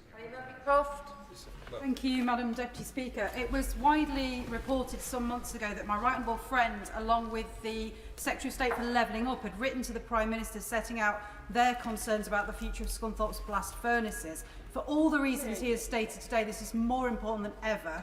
So can I commend him for his foresight prior to his current role? And can I ask that he will consider the importance of good quality British-made steel in our nation's defence capabilities? Well, I well remember the pretty much constant lobbying from my honourable friend. She's a great champion for her steelworks, and of course her comments about the importance of British steel being used in British defence is taken on board. Madam Deputy Speaker, the statement today absolutely answers the widespread assessments of the increase of risk in the world, and we should all be grateful for that. Could my right honourable friend confirm that he, the Foreign Secretary and the Prime Minister are also discussing with our European partners in NATO their contributions, and could he let the House know how important this is both to the current US administration and any future ones' commitment to NATO as well? Lastly, does he agree with me that innovation from the private sector, like Roke, which has recently opened an office in Gloucester, is going to be an important part of our defence procurement? Well, he's absolutely right about ensuring we use this to persuade other NATO members to do the same thing. I can tell him that I was pretty proactively speaking to and texting my colleagues throughout NATO and beyond on this just yesterday, and receiving very encouraging responses. And I look forward to hearing more about the company in his constituency. Andy Carter. Thank you very much, Madam Deputy Speaker. Can I congratulate my right honourable friend and his ministers for the work they've been doing to reform defence procurement, rightly given the significant increase in spending announced by the Prime Minister. Could the Secretary of State just set out how these changes will ensure our military forces receive equipment more quickly, and in particular how it will benefit British manufacturers, particularly so that they can get opportunities from global export? Well, on that last point, the integrated procurement plan, brilliantly created by my honourable friend, Minister for Defence Procurement, has ensured that export and the exportability is a key part of the contract. So that is going to cover that area of it. Quicker, I mentioned before about how we've already used his model to speed up the production of the Dragonfire in this particular case. We'll also use this integrated procurement model to make sure we don't over-spec things so they become a bit like... I wasn't going to say Ajax, but I'm going to say it. Ajax, which became overspec to the point where it became a very delayed project. Fortunately, now back on track. Tom Bailey. Speaker, Stroud constituents will welcome the Prime Minister's boost for defence spending and ongoing focus on the dangers that we all face. Now, the Stroud district is blessed with many strategically important businesses like Stellar Systems, who I was with on Friday, Retro Track and Air, Impcross, to name but a few. These are innovative, nimble and agile companies doing extraordinary things. So on behalf of all the SMEs, small businesses, small family businesses who are playing their part at protecting our country and others around the UK, will the Secretary of State confirm that SMEs will get their fair crack at contracts and that the bigger boys will pay them on time to keep them alive for the benefits of all? Well, my honourable friend's absolutely right, and I predict that companies in Stroud will do very well from this if they're producing innovative and useful equipment for our armed forces. I absolutely take on board her point about small, medium-sized enterprises. When I was running my printing business and companies would pay late, it would put huge pressure on cash flow. One of the great things about what this government has done is we've sped up the necessity for these large organisations, particularly the primes, to be paying properly and on time. Marco Longi. Madam Deputy Speaker, the £75 billion investment, it's a great announcement today, Secretary of State. And does he agree with me that this sends a very clear signal to our brave armed forces that it is this side of the House that backs them, that it sends a signal to the country that it is this side of the House that backs defence of the realm, and it sends a very clear signal to our supply chain up and down the country, such as the many that I know in my constituency of Dudley, that we back their job security. But it also, Mr. Secretary of State, I believe, exposes that side for having no plan at all for defence. Well, my honourable friends hit the nail on the head. The Prime Minister made this announcement yesterday in front of British troops out in Poland doing incredible work. I think the reassurance of the idea that there is a period of time which leads to the 2.5% with the first increase coming immediately really helps them to do their job, because they know that they are wanted, trusted, and that we honour their work. I agree with other comments to be made. It's a shame that's not entirely cross-party. Stevenson.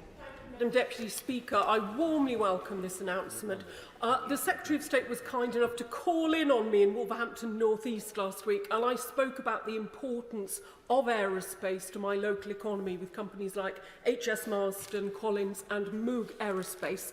How can he ensure that those companies benefit from the highly skilled, well-paid jobs that this uplift in spending will bring? And does he agree with me that industry needs that certainty of cross-party agreement in order to make those investments, and the Labour Party needs to step up? Yeah. Very much enjoyed my visit to her constituency, and she was indeed telling me about the defence companies that are so vibrant in her area, and I think the future looks incredibly bright for them, given the amount that we're investing, given that defence is typically an extremely well-paid profession with enormous ability for new apprentices and graduates in particular to be recruited, and so I think her constituents will be very happy about this announcement. Neil Hudson. I congratulate the Prime Minister and the Secretary of State for this very welcome announcement of increased defence spending to 2.5% and for the leadership on funding and support for Ukraine. For the sake of freedom, democracy and global safety, it is so important that Ukraine prevails. This announcement shows that it's our Conservative government that will protect our nation and stand with our allies in the face of increasing international threats. Can the Secretary of State confirm that this sensible linear increase in funding on defence will help our defence industry in parallel to ramp up production, meaning that our armed forces will be supported, capable and resilient to be able to keep us and our allies safe? I absolutely can confirm that, and one of the features of the way that we've done this is to create a straight line from next year to 2030 to make sure that industrial capacity can ramp up with certainty behind it. So I'm very pleased to confirm the answer is yes. Danny Kruger. Deputy Speaker, the Chief of the Defence Staff from Estonia was in Salisbury Plain in my constituency last week, and he told us that his country has 40,000 men and women in their army reserve, ready at 24 hours notice to serve. I call that being on a war footing, considering they have a population 50 times smaller than ours. I'm not proposing we try and replicate that proportionally. That would mean a 2 million strong reserve. But will he give consideration to using some of this money to boosting our very important reserves?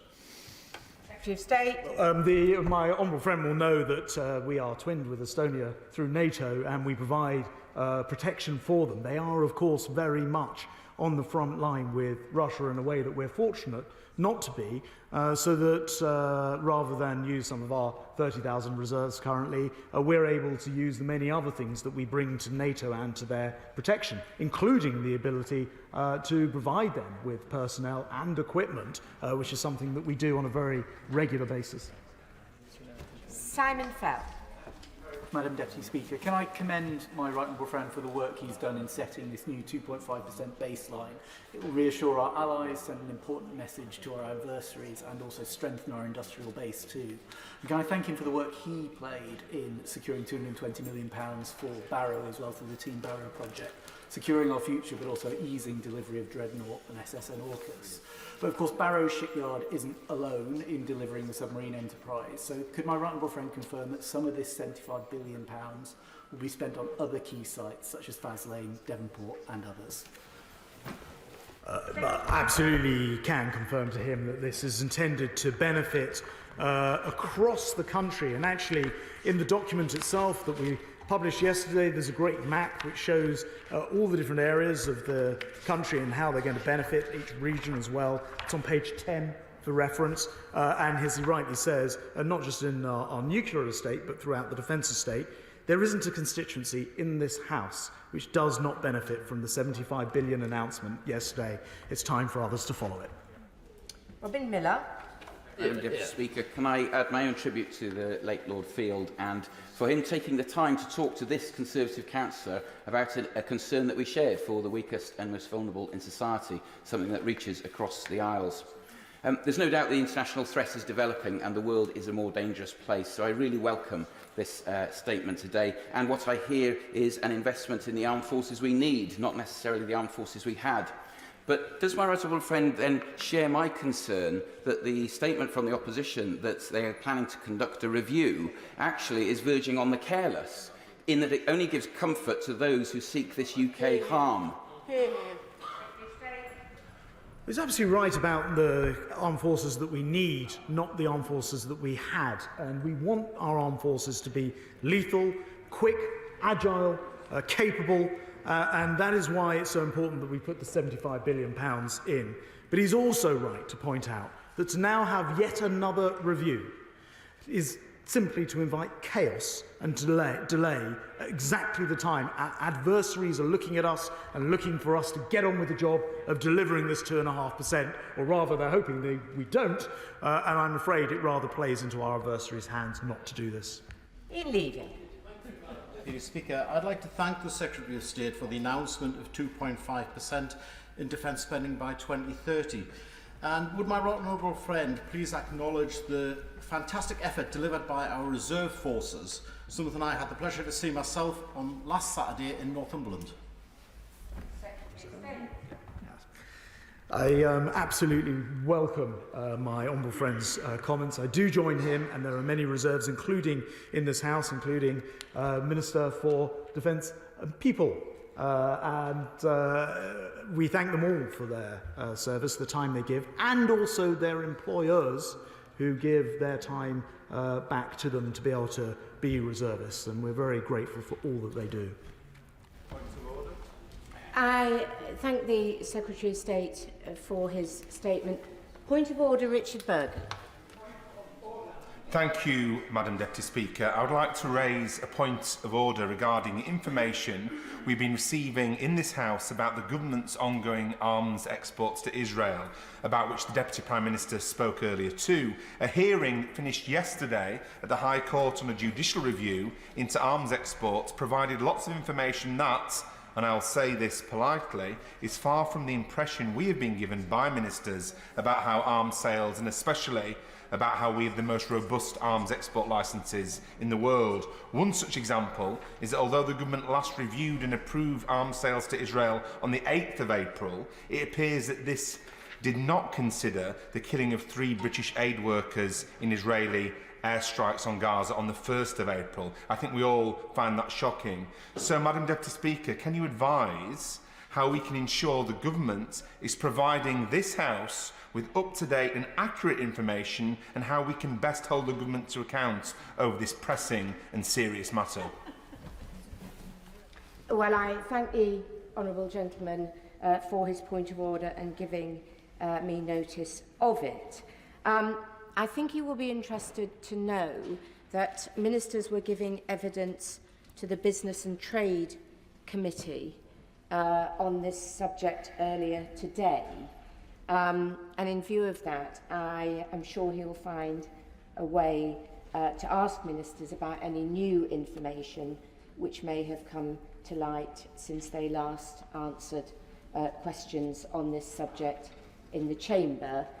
And I should also say that the Secretary of State for Defence has stayed to listen to his point of order, and I'm sure that the Treasury bench will feed back the points that he's made. Thank you. There are no other points of order. We now come to the 10-minute rule motion. Marco Longhi. Thank you, Madam Deputy Speaker. So I beg to move that leave be given to bring in a bill to require local authorities to maintain a register of heritage public houses in their area and to make provision in connection with the compilation and maintenance of such registers, to make provision relating to planning applications in respect of public houses on such a register, to place restrictions on the sale of heritage public houses, to make provision relating to the nomination of heritage public houses as assets of community value, and to make provision that the listing of heritage public houses and for connected purposes.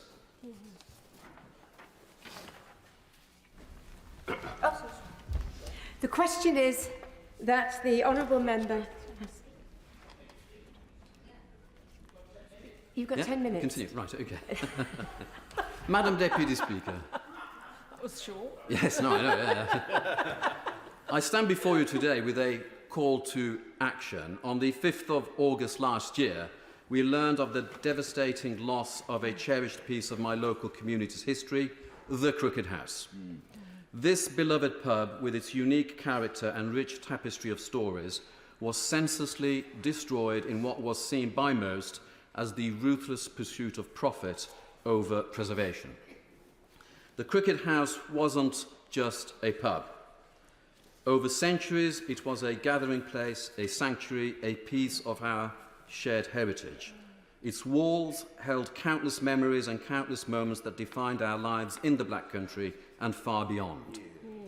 Built in 1765, the Crooked House saw the birth of the Industrial Revolution and the trials and tribulations of a people who worked our coal mines, our limestone mines, who worked in our foundries making nails, or the chains and anchors of the ships that sailed the seven seas. These were a long-suffering people who just got on with the job, while their living and working conditions were truly appalling.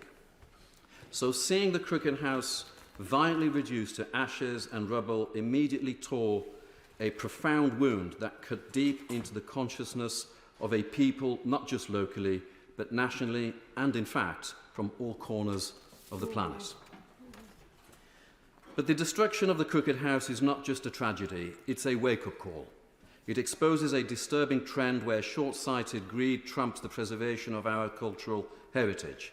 It vividly exposes the shortcomings of our systems and frameworks that should offer better protection to these treasured assets.